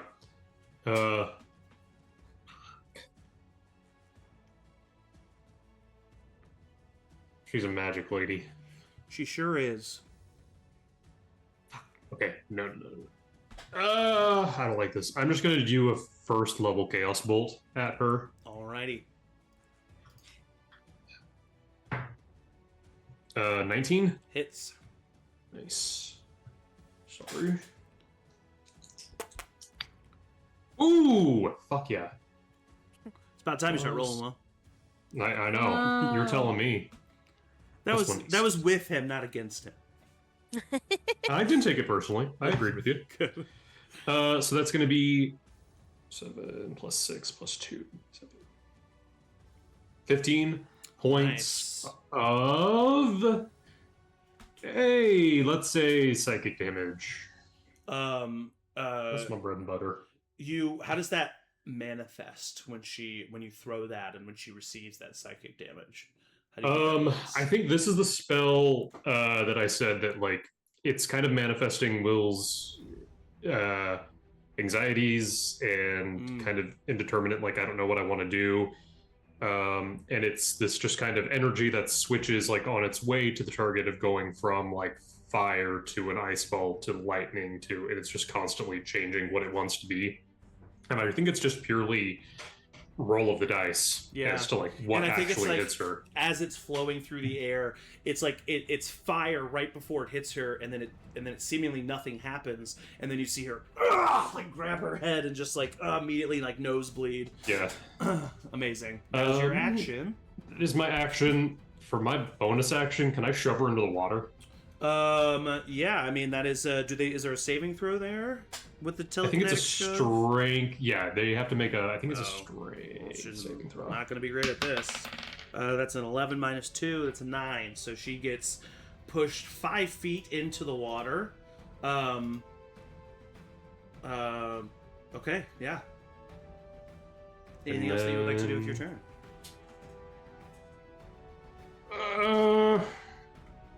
Yeah, I want her attention to be on me and not these nobles. I'm just going to go 5, 10, 15, 20, 25. Okay, nice. You climb up the small little rock there, getting a higher ground on her easily enough. And That's right now it is Eovald's turn. Okay. The chaos woman here is almost dead. The one that's by the bear is pretty close. Oh, yeah. The one next to you is hurt, but all right. Okay, I'm just gonna attack the one that just cast that spell. Yeah, of course. She killed somebody. Natural 1. Is that good? Roll a strength saving throw, DC 5. Do you have heroic inspiration, Matt? Because I also have a. I used it. You used it in the battle. In the last battle. Strength saving throw. Yeah, DC 5. Okay, well. Can we give him? Okay. So you don't throw your sword in the water. That would have taken 2 straight natural ones, which would have been devastating. So you don't throw your sword in the water, so that's lucky. But you do miss the attack, unfortunately. Okay, I'm gonna second wind again. Okay, and that's. Can you do that twice at your level? Yep, I can do it 3 nice. times. Oh, nice! I didn't know that. Is that different in 2024? I think it is. I think it makes sense too. So. I think you should be allowed to use second wind more than once per short rest. Yeah, I can also use it to add to ability checks too. Oh, cool. Okay, yeah, that's dope. Nice. They should give fighters more stuff. All right, so that's the end of Eovald's turn. It is now this lady's turn, who's surrounded by Luce and a bear, and is,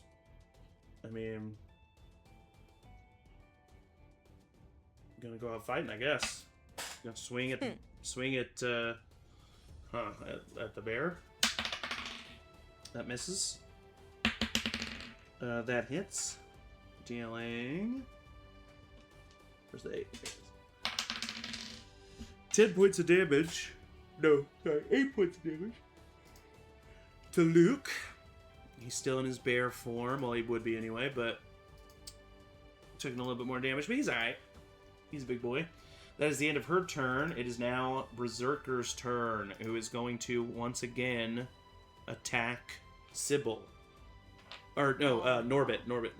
Oh, okay. Because that's he's more of a threat, I think. Either and way, oh no. At this point, because he's bloodied, he has advantage on this attack. Oh dang. So that is a 16 on the die, and that's a 13 on the die. So 16 plus 5, 21. Yeah. This is against Norbite. That is 7 points of slashing damage to Norbit. Norbit glows a fiery purple arcanite glow and looks at Sybil and says something like, "I'm sorry, ma'am," and powers down and falls prone. Yeah, you see and him. Has no more hit points. He turns to look at you after that. He gets completely slashed. One of his arms just gets slashed off by this guy with the great axe. He turns to look at you. "Lady, I'm scared," and he powers off and falls to the ground prone. That's not good. And that is the end of the Berserker's turn. It is now Luce's turn, who is going to try to finish off this lady in front of her, which, with a natural 20, she is handedly able to do so. So you see Luce just take this obsidian rapier and swing it widely and just completely decapitate this woman between her and the brown bear. And that woman is taken care of. Luce is then going to look over at... Will, have you used her Bardic Inspiration yet? Okay, so she's going to look at Eovald and say, just a little to the left next time. And that is going to be her last Bardic Inspiration for you. That is the end of Luce's turn. Sybil is up. Pipplin's on deck. I am going to go fucking buck wild on this guy. I'm gonna say, because of the unconsciousness and the attack on Norbit, for this attack, the pure rage and vengefulness of Mama Bear comes out, and you have advantage on this attack. Wow! I have it in my notes that Norbit was forcibly powered down because I didn't know how else to word it. Yeah. I was like, well, he's not dead, and he's not knocked out. You said this guy is not very strong? His AC is not great. He's very strong. Okay. He's very strong, but his AC is not great. I got... I don't think it's gonna work. Even at advantage, it's just a 10. Oh, damn. Yeah, no, sorry, that is gonna miss. Can I say that I am swinging, but I'm missing, but I can still use my movement to, like, jump onto him? Like, I'm not attacking or doing damage, but... Yes, it won't... narratively, I'm totally fine saying that, but, like, mechanically, it won't affect you or him in either way. But I'm totally fine saying that. I can't, like, push him or do anything. Yeah, you're just, like, swinging wildly and just, like, you're pushing him back, jumping on him, just, like... And I think you are, honestly, like, you're hitting him. You're just, like, so, like, it's such quick strikes, and you can't get enough leverage, and you're just so angry that you're just not causing enough damage. But that is the end of Sybil's turn, and Pipplin is on deck. Well, I don't like what's happening, so I'm gonna use my bonus action to tell Sunny to attack him as I also attack this guy that just downed Norbert. Okay. Norbit. Now you got me doing it. So Sunny's gonna do a Talon attack. It's a +4. Ooh, 6 to hit, so probably not. Yeah, it's gonna miss, unfortunately. And then I'm gonna fire a poison spray at him. Is that a saving throw? No, that's a ranged attack. Okay. 19 to hit. Definitely hits. He takes 11 points of poison damage. Ooh. Yeah, he's looking rough now. And she's gonna then starts coughing. Slide up right next to him to give Sybil advantage next time. All right, perfect. That's the end of Pipplin's turn. It is now the Mage Apprentice's turn, as she is going to look over at this little cluster of y'all over here and say,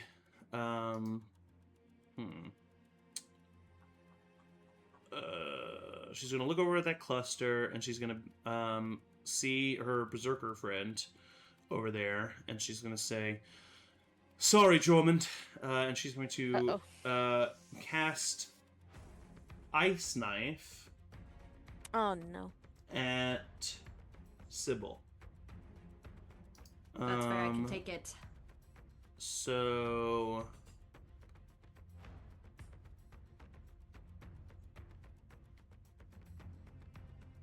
Oh wait. It's only 5 feet. What's only 5 feet? The knife. The ice knife explosion. Oh. Fuck it. She's gonna hit him. Oh, she's gonna hit him so that it hits us? Mm-hmm. That's crazy. That is an 18 to hit, which will hit. She deals... Wow. 5 points of piercing damage to him. And I hope then she kills him. both That would have been so funny. both Pipplin and Sybil need to make dexterity saving throws. Yikes! And so does he. She succeeds. God damn it. 9. Fail. 10. Fail. You both take 10 points of cold damage. Jeez. Okay, great. Okay, well, actually.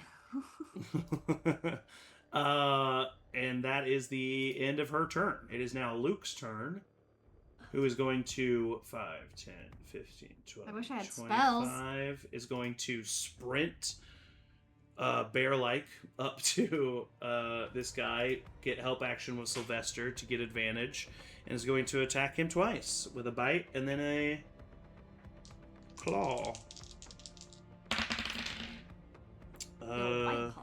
Both hit. Oof, max damage on that. That's 11 points of damage.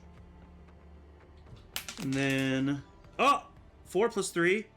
With that, Luke comes up, slams the berserker down on the ground in between the two of you, comes down and bites at his neck and rips out his jugular. Nice, good job. Yum. If she wouldn't have hit him with that ice knife, that wouldn't have killed him. Ah, bitch. All right. At the end of Luke's turn, it is Will's turn. Eovald's on deck. Luke, or Will, just so you know. Yeah. At the end of your turn, or at the end of Luke's turn, she sees that happen. She sees the jugular get ripped out. Yeah. It's still your turn. We're still in initiative. But she is going to use her reaction to fall to her knees and put her hands up. Oh. Ooh. What a little bitch. I mean, it wouldn't be bad to ask questions. Yeah, I know. But also, she killed someone. So both the other baddies are down. Yeah.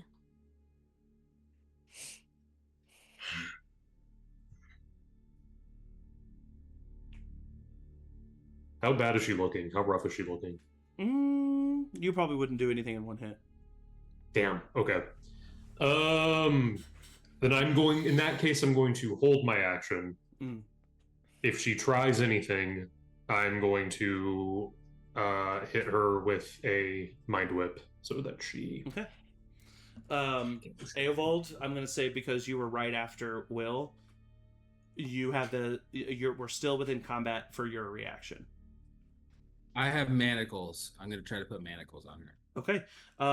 She does not fight that, and she is manacled, and we are out of combat.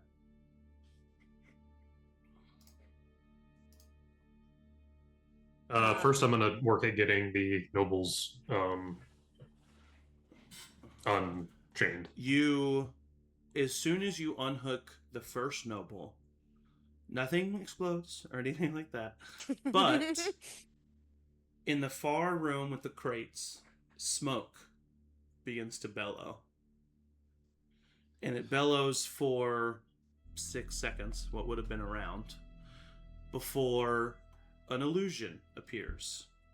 A programmed illusion of a man in a spiral mask with tattered robes, a tattoo of a spiral down his arm. Ah, the Six of Swords. So new, so fresh-faced. You are beginning to find yourself in a situation that you weren't supposed to be involved in. But in that vein, I must congratulate you. I practice what I preach. Your introduction to this piece was, well, it was chaotic. You've already made a name for yourselves quickly. It's impressive. You've earned my respect. If you're watching this, you've earned it even more. Clearly you are capable. But clearly, I am more capable. I am ahead of you. No one can prepare for chaos. So consider this your final warning. Stay away and stay alive. The decision is yours. Tick tock. The illusion dispels into smoke, and on the center stone, a metal inlay appears with a glowing blue gem that begins to pulse. Oh, we gotta go. Get everybody out now! Now! We are back in initiative order. Oh no. This is what's going to happen. Will came over to this person to help him out. Pipplin, I'm assuming you are still over here with Sybil. We could say that you guys maybe moved up a little bit further. He's still in his brown bear form, but not much time has passed. Will just immediately started helping people. So we're back in the top of the turn order with Eovald. This is what I will say. First of all, I need everybody to roll either an investigation or an arcana check.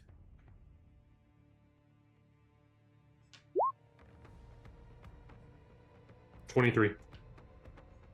Okay. No one else needs to roll. No, just kidding. No, just kidding. Go ahead. 19. Nat 20. Nat 20. 8 investigation. 8. Eovald is a little lost and maybe needs clued in on the situation. Yeah. Where'd he go? Where'd he go? The rest of you. Where'd he go? The rest of you do put 2 and 2 together that this metal inlay is Arcanonite. It is going to explode. Okay. And with a natural 20, you can tell that the pulses, as little as you've seen, have already quickened. And you immediately do mental math in your head. You have 2 rounds to get out of this basement. It is an action to free somebody. They are in what is considered to be the prone condition. That is the given circumstances of this combat. And we start with Eovald. Okay, well, I'm totally disregarding this bound. Okay. I am going to try to help pick up this person here. Okay. You use your action to pick up this person, which you're able to do. They will go at the end of the round. But you've just used 5 feet of movement. The rest of your turn is yours. I'm gonna go here and say, I'll free the last one. Someone else get the other 2. 3. Okay. That's the end of Eovald's turn. It is now Luce's turn, who is going to step up to here and use their action to free this person. And then that was 10 feet of movement, and then they're going to 5, 10, 15, 20, 25. They're gone. Luce has run upstairs. With this person. No. They just they freed them and then they freed them and ran. Yep. That's the end of Luce's turn. Sybil, you are up. This is the only person who is still, or these 2 people are the only people who are still captured. These bottom 2. Also, how did I get over here? To put some things into perspective for Sybil, you need a body for Norbit to repair. Well, I can't. What do you mean? In order to repair him, I would have to do it in the next hour with a free spell slot. No, but that's spell slots. I know, but what I'm saying is there's going to be nothing to prepare if you don't get Norbit's body out of here. Can I take just the core, or I have to take the whole body? Norbit's different. You don't know. Yeah. Probably also take time to. It would also probably take longer to get his core out. Yeah. I am going. Is it an action for me to pick him up? No, but it is going to be half of your movement to drag him. And I could do this one, or that's the one that Eovald is. Eovald's going to do the very bottom one, but you can do that person if you want. Yeah.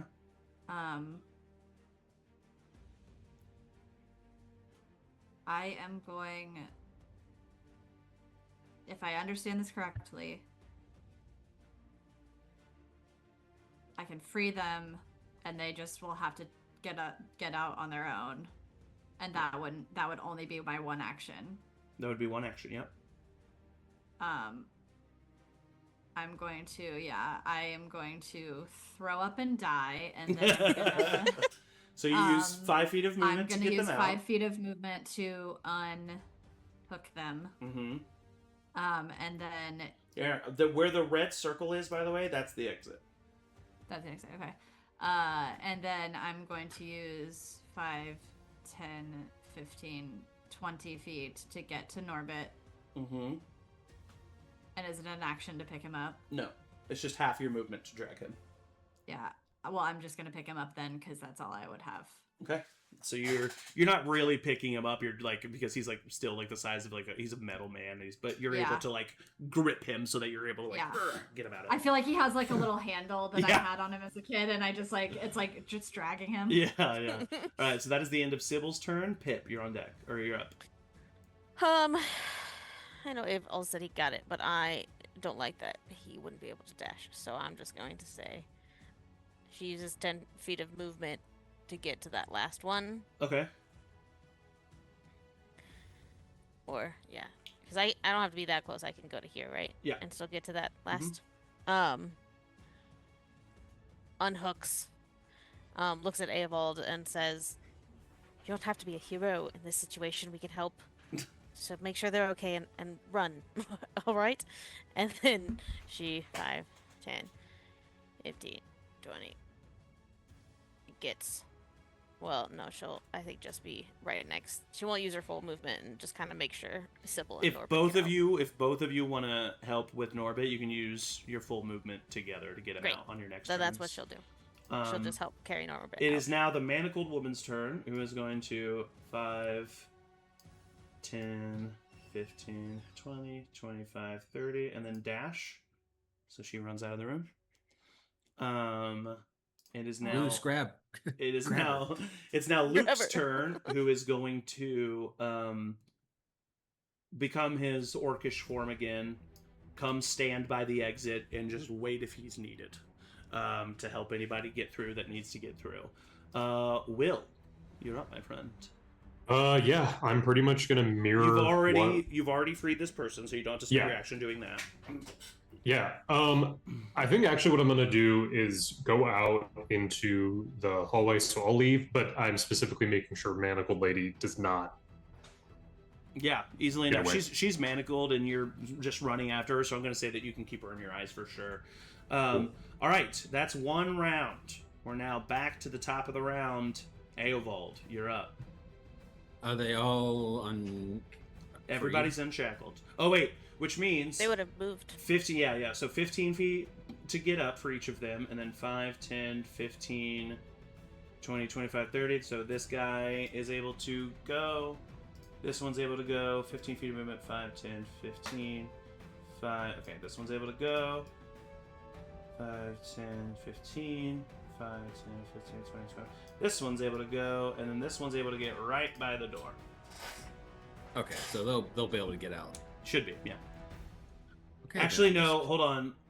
I forgot. This person would 5, 10, 15, 20, 25, 30, 35, 40, 45. They're running to grab the body of this individual. Fuck! Thought about that too. Okay. So that was their turn. So it's now back to the top of the turn order. I am going to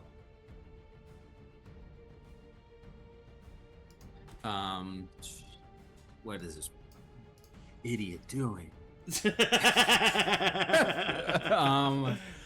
Okay. They're not a seasoned adventurer. Yeah. I'm trying to think. If I can dash over there and pick, because if this person's gonna carry the body, I assume that means they'll be at half speed. Will be half, but they'll still be able to get out though. No, that body is still chained. They would have to use an action. Yeah. Well, you can try to convince them not to waste their time, but other than that. Yeah, I'm gonna get there. I'm gonna yell over. You don't have enough time. Let's go. All right, roll a persuasion check for me, or intimidation. I'll let you choose. Persuasion. 18. That is enough. You see them kind of look over and gently grab the head of this person before turning and going to run after you. Nice. Okay. So that was just a free action. So if you want to use your action to dash, I'm gonna dash out of there. All right. Well, we can go ahead and just say, for the sake of brevity, that everybody is able to get out of there within those 2 rounds. And when you are in the middle of like pretty much you've reached the long hallway. You've gotten to the end of the staircase, the bottom of the staircase, I should say. You hear this explosion behind you, and the walls shake. But everybody who was alive was brought out of the room. Yes, Pip.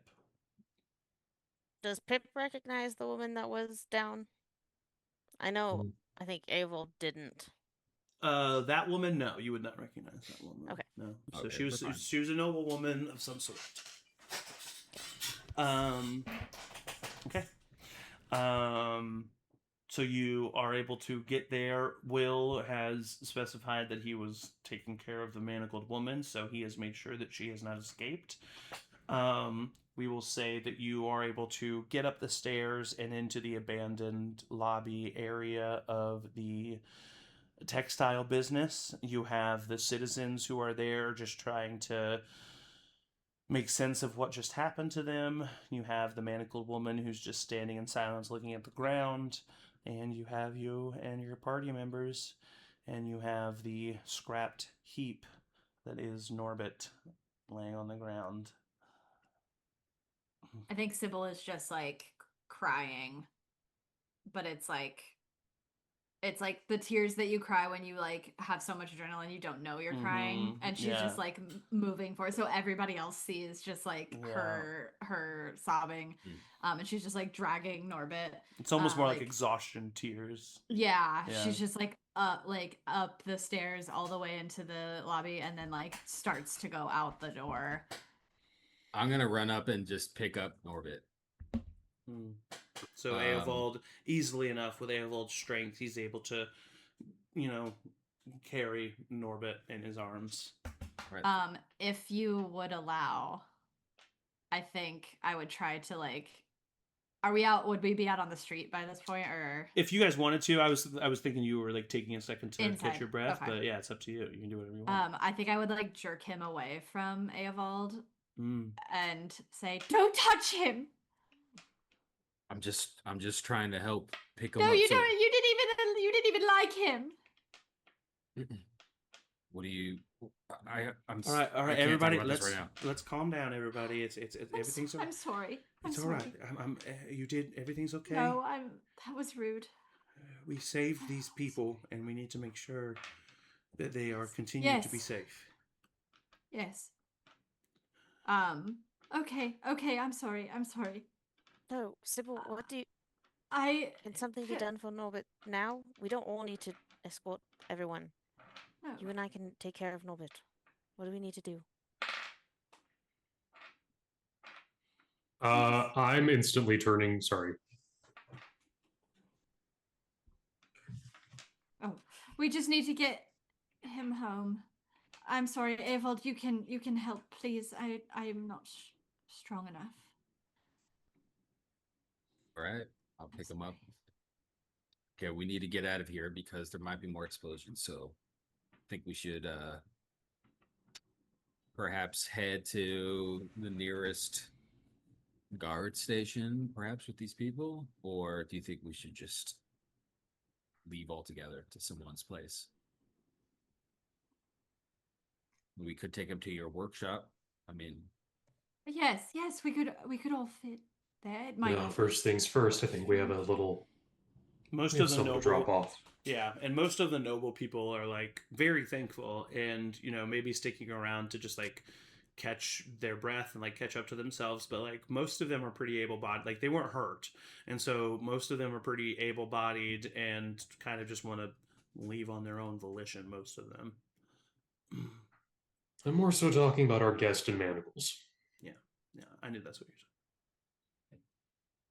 saying. Take her back to the workshop. Luce, how about you just make sure these people find at least one iron guard, and we'll stay behind with Debbie Downer here. Luce says, "Luke, you're so handsome. Yes, I'll do that." And canon. It's canon. Canon now. It's finally happened. And takes the noble people who time for a compliment, but okay. who are all some of them are noble people and like really stereotypically, and so they're like just about themselves and they barely pay you any attention, even though you just saved their lives. But others are like incredibly like thankful. Will probably, especially from like one of the older ladies, you get like a hug that is awkward, but she, Oh, I like, was gonna say squeezes money. you a little. But yeah. So Luce takes them away, and the four of you plus Luke plus Manacled Lady are in this room. Is there anything else happening right now that your crew is doing that we need to know about? They're not my crew. I got caught up in something that I didn't. You got caught up in wearing a creepy spiral mask, and we're going to Insight murder check. Go ahead 6 and roll. people.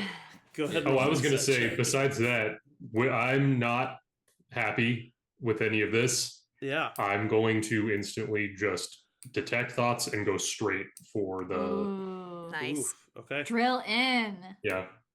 And if anything, I'll also, for like a little extra, I'm going to activate my innate sorcery to make it harder for her to resist this. Okay, nice. What is my your God. insight check first, Pip? 22. 22. With a 22 insight, she's lying through her teeth, and is definitely putting on the facade of a damsel who didn't know what she was doing and is trying to play dumb, in order for you to protect her. Now Eovald Will, you dive into her thoughts and immediately see that lie and like see through that. And then you push in deeper into her brain. And can you remind me of the language of the spell / like what are you remind me and the viewers of the language of the spell, please? Yeah. So target one creature, blah blah blah blah. Immediately I learn what's on the target's mind and like immediate, so surface level thoughts. As a magic action, which is what I'm doing, you can probe deeper into the target's mind. They have to make a wisdom saving throw. On a failed save, you discern the target's reasoning, emotions, and something that looms large in its mind, such as a worry, love, hate, etc. On a successful save, the spell ends. Either way, the target knows that you are probing into its mind, and until you shift your attention away from the target's mind, the target can be taken as an action to end the spell. Okay. All right. So, like I said, you immediately see the lie and see past that and see the surface level thoughts of like, how do I get out of this? I got to get out of here. And then you dive in deeper. And you know what? Let's have a little bit of fun with this, Michael. Okay. Yummy. There's a way that this looks when you dive into someone's thoughts very deeply. And this is, I think, the first time also just narratively that I think he does not care. Yeah. If this is hurting this person, exactly. He's just like fully kicking open the doors of this person's brain. And I think you're staring into their eyes, and then there's that like you are the camera of that so Raven, like you like that zoom moment. And then you are in a dark, actually no, you are in a completely like the Matrix loading room, all white room, and across from you is this woman, and she's looking at you a little confused and a little scared. Hello? Who are you? So you were just following orders? No, I really wanted to do all of that so that I could make him happy. What is his name again? I don't know. Yeah, we just refer to him as Chaos. I've never seen his face. Where do you normally meet with him? Many places. It's different. I haven't earned the right. I'm not a... How do you find out where to meet? He tells us. He How? leaves signs. I don't know. Sometimes they'll be in my drink. Sometimes they'll be in the mirror. Sometimes they'll be in my dreams. He has a way to reach my thoughts. He's so charming. I have to get out of here or he'll hate me, he'll fail me, I won't be a chair. I'll never be any of the chairs if I can't. What do you get with your chair? Well, if you're third chair, I mean you get special privileges. Second, first. If you're first chair, you're one of his most trusted individuals. He is our conductor, you see, and we are his orchestra. And what music are you writing together? What's the big picture? We're using the Arcana Night. We've stole it. We have more planned, especially when the lady sings on the third night. To do what? Hurt people? Yes. Oh, yes. Definitely the stage. You won't want to be around the stage when she hits her high note. Where are you storing the Arcana Night? I don't know. Who are you? What are you doing? I don't want to talk to you anymore. And she's going to roll an intelligence saving throw. It's a wisdom, that is a 17 on the die plus 3 for a dirty 20. Yeah, she shoves you out. But you were successful in the first bit, and you see her just staring at the ground. She consciously doesn't know what just happened. You just had a conversation with her subconscious. She knows you were like looking into her thoughts, but she doesn't know the information that she just gave up. And she's just kind of still staring straight. I will telepathically relay everything that she just told me, first to Eovald, then probably to Pip, because Sybil doesn't seem great right now. I'm unwell. What does that mean? The lady sings third day? Part of the... There's a concert happening. I think that's their next big attack. Well, shit. That sucks. We should, tell some good. Is that for me or for them? It just for you, but it could be after this. Okay, sorry. That would probably... Oh, wait. Pip's aunt said that we were invited to a performance, and that's when I would switch over and tell Pip everything. Oh yeah, wasn't the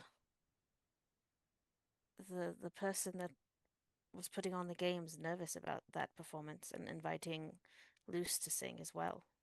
Yeah, she doesn't know where they're storing it. She's not exactly a big help in specificity, but at least we know where they're going to be. It'll likely be backstage. I can try to convince my aunt not to sing, but at the very least we can get backstage and try to find it before anything happens. She doesn't know that we know this. We can't let this get out. Okay. Are you still talking to Pip? Hold on, Eovald's calling. Hey, what? Hey, can you Why are you all just staring at each other? I can't connect I'm not powerful enough to connect all of us. I can only have to switch back and forth between you at a time. Luke looks to the woman who's manacled. They're all talking in their head right now. It's what they do. Keep that information between us for now, Luke. Thank you so much. Oh, sorry. Okay, shit. And he says that out loud too. Okay, sorry. So, and then I'm just doing that's pretty much it for me. Okay, yeah. I mean, so you guys get this information. While we're talking and stuff, and Pip's kind of just staring at this woman. Does she have it? I know she was a magic user. Does she have any weapon on her in addition to being a magic user? You do a quick investigation, and she has a wand on her. Okay, but no weapon that would have hurt my dad. Okay, great. No. Then she's totally fine. She just keeps chatting in her mind. Okay, yeah. And nothing happens. If your mind does wander to that, you think that the woman that Luke ripped her throat out was probably, or no, the woman that Luce stabbed through the chest with the obsidian rapier was most likely the one who caused those wounds on your father. I think she comes to and starts thinking about that a little bit. Yeah. And probably only Sybil notices this, but when she realizes that's what happened to that woman, her eyes like flash black and she smiles a little bit and then kind of comes to again.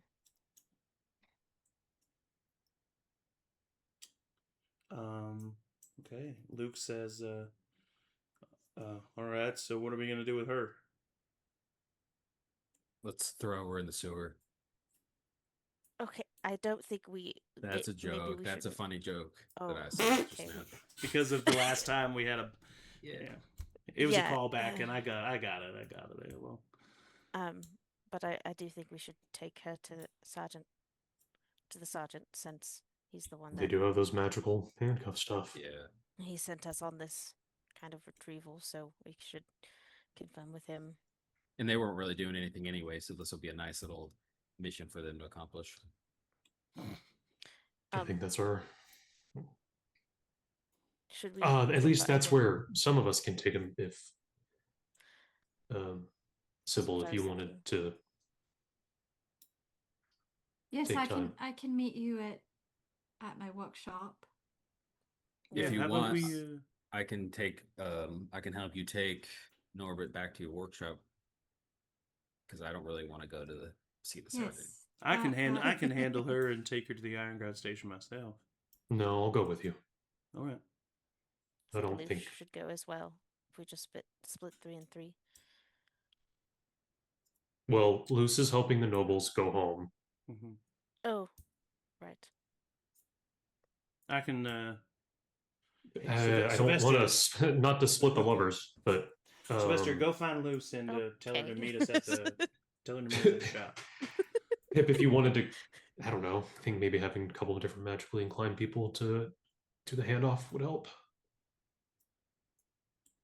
If you wanted to come with me and...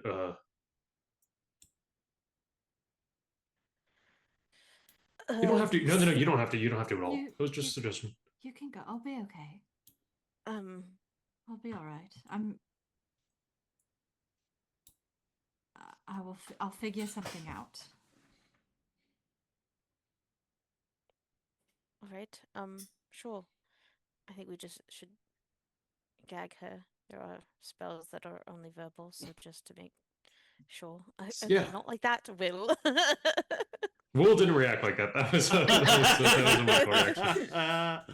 Okay, yeah. See, that's the kind of magical hands are insight I tied. wouldn't have known about. I am really sorry about Norbert. Me too. But you created him once. I think he'll be fine. You can do it again. I have no idea how any of this works, but I think he'll be fine. And I think that when they say that, you kind of like, I don't know, maybe you like, there's a moment where you glance down in sadness or just glancing down. And in that deep gash of Norbert's, you do see ever so faintly a slight blue glow.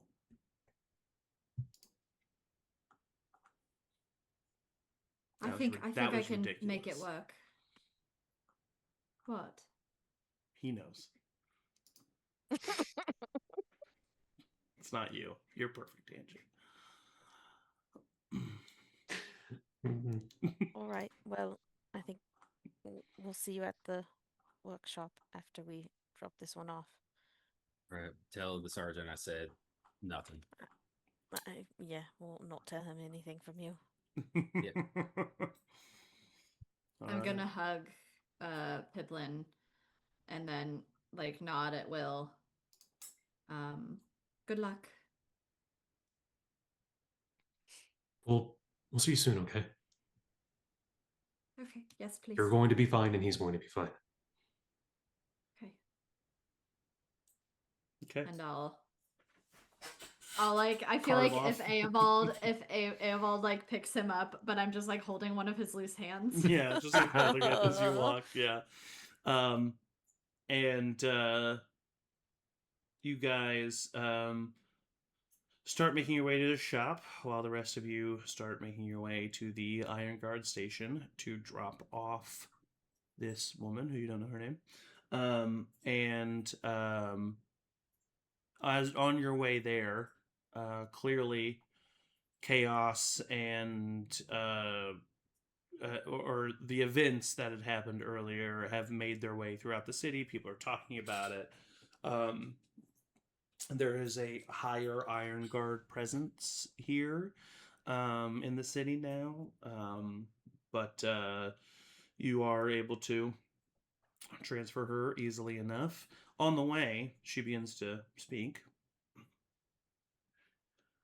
You know, he really does mean what he says.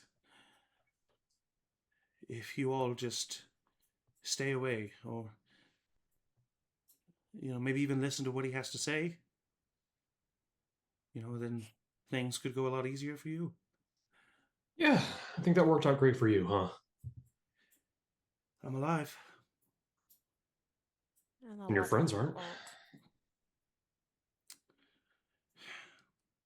Well, also, if we hadn't exactly helped you out of there, you would have been caught in that explosion that your boss set up. Well, then that's what should have happened. Do you really feel free in this place? I'm not talking to her anymore. What about you? She looks at you, Pip. I can tell you've spent your whole life under structure, being told what to do, how to act, how to feel, who to meet, how to meet them, what to think about them. Is that really a wonderful life to lead? Do you think a better life is coming to a fun festival and getting blown up? You don't understand. The structure is so oppressive that it cannot be simply broken down. It has to be shattered. It can't be taken apart. It has to be destroyed. Those in power have to see that they don't have any. Only then will the people be free. Your father... The people will just be dead. The people who don't embrace chaos? Yes, maybe. But it's a small price to pay for the freedom that the rest will endure and thrive in.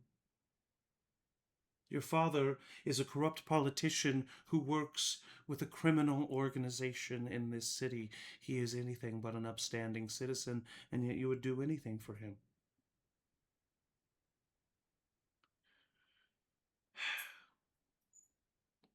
Our morals are nothing but a facade, because they break as soon as it's convenient for us. All we are doing is simply embracing the true nature of all of us. Pure freedom. Freedom away from the structure of government. Freedom away from the oppressive nature of what your father says is right and wrong to me. Who is your father? But a rich man with a silver spoon in his mouth.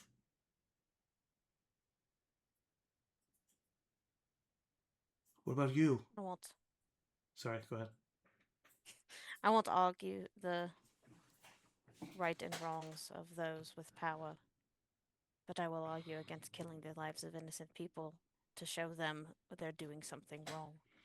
Right, and exactly how else do you think we should do it? Voting? Has that worked for us? Protests? Has that worked? Letters to our counselors! She's starting to, make a bit of a scene now. Uh-oh. Has that worked? What happened today? Can I telekinetically just keep her jaw from moving? Just a little bit. Just a little. It operates like a mage hand. Talked about gagging her, but she rolls a 15 on her strength save. Meets it beats. So she fights through it and says, "All of you, you shouldn't be afraid of anyone other than who lives in that high tower." She points to the tower of the Citadel. "That is who you should be afraid of, not us, not chaos. Be afraid of those who shackle you." She raises her manacles, points to the people who are around her. some people are paying attention, some people aren't. It's just it's she's not that great of an orator. So and you guys are like shoving her along. So she's just like, some people are kind of looking at her, but that's all that's really happening. I take some either extra parchment or cloth, or even like rip a piece off of my own clothes and just shove it in her mouth. Okay, all right, you do so. And in doing so,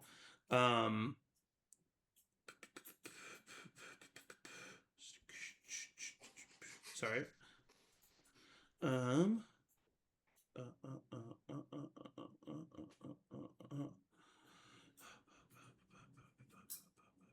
Okay. I think Pip gets like one last word in as she does it too. Yeah. So you shove in the parchment, and she kind of looks at you, and then what do you say to her? I pull her in close and more like whisper this in her ear and say, "You all are threatening my family and those I care about. So you can be assured I will fight tooth and nail to protect them." She pulls away and just keeps walking with her. As you pull away, she, even though her mouth is stuffed with parchment, she smiles at those words. And you take her to the Iron Guard station, and you see that William Grand is there, and he is very busy barking orders at people running to and from, people running into the Iron Guard station, coming in to collect things, running out. Some people are, there's the classic looter situation that's happening. Like, it's not insane, but and they're starting to have it more of a control over it. That's why he's at the Iron Guard station.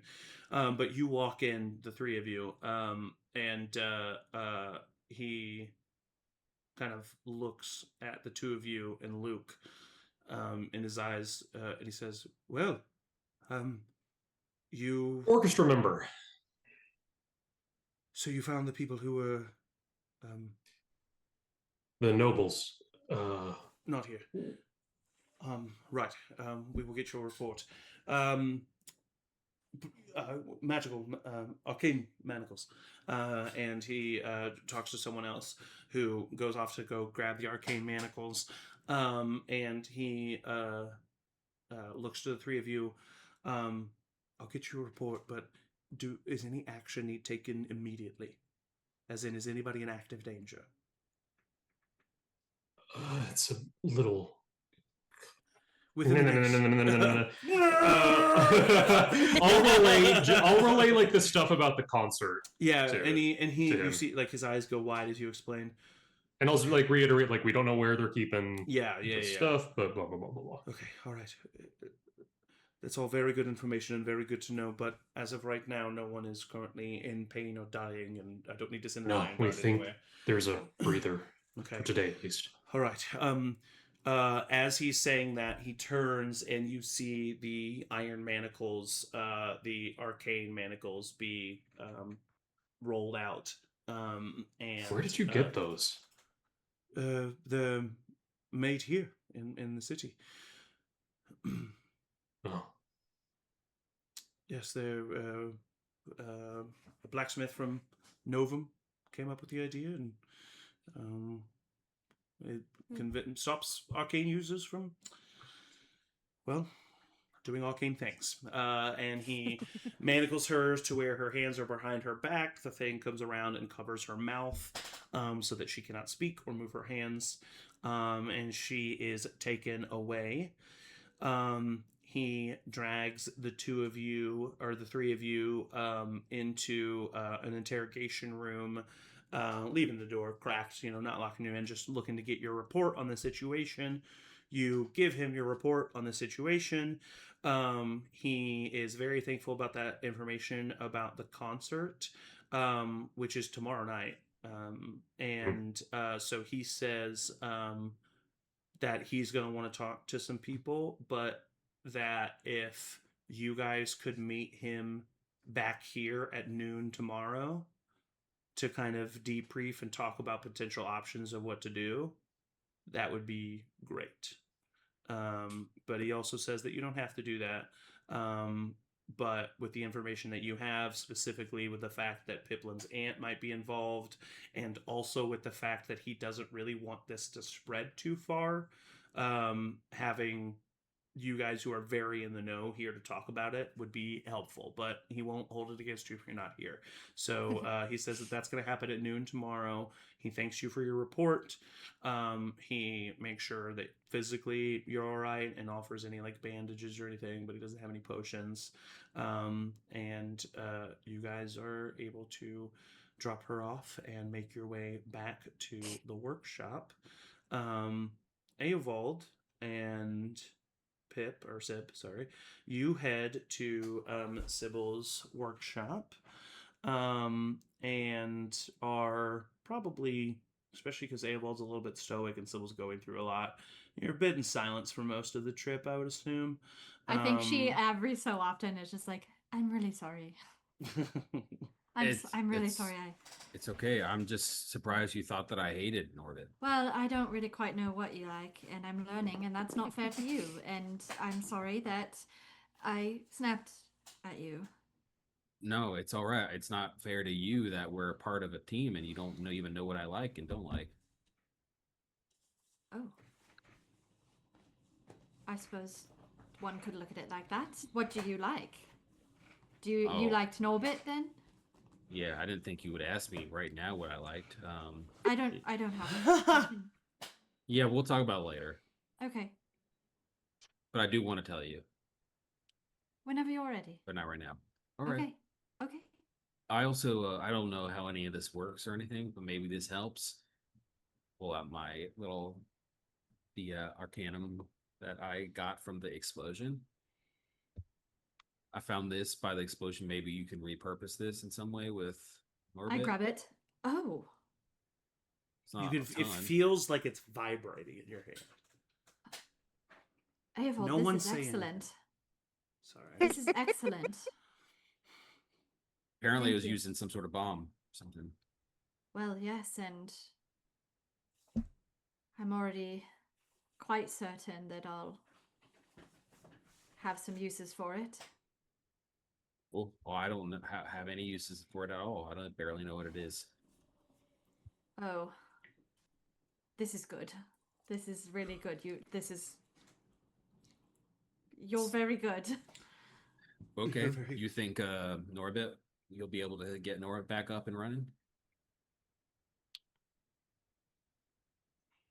Maybe. It might not be Norbit, but I'm not quite sure yet. I'll do my best. Okay, well, if you need any help, not with like magical stuff or whatever, but like any help lifting stuff up or something. How heavy is your armor? Yeah, I know the exact amount. 60 pounds. And how much do you think you would estimate Norbit to weigh? Like 200. Like 200. Perhaps I'll make him 260 pounds. Oh, and add like some armor. And I think Bucket! Oh. You are approaching the shop and you see a long-haired blonde individual in heavy armor holding a hammer. What happened? Dad? And that's where we're going to end this week's session, as we're going to end a little bit early. But someone heard about an attack at a tournament where her daughter was taking place of and teleported immediately to the city. So we will deal with the... No. I'll fight this man. We'll deal with the aftermath of that in our next session. Thank you so much for joining us. We're going to have a little charmed chat session where we debrief about the session and talk about the EM inspiration of the week. So if you want to join that, you need to either be subscribed on Twitch, you need to wait a week on YouTube, or you better be watching live right now. So with that being said, thank you to my players. The best players GM can ask for. I say it every time, and I mean it every time. As always, everybody stay. Bye.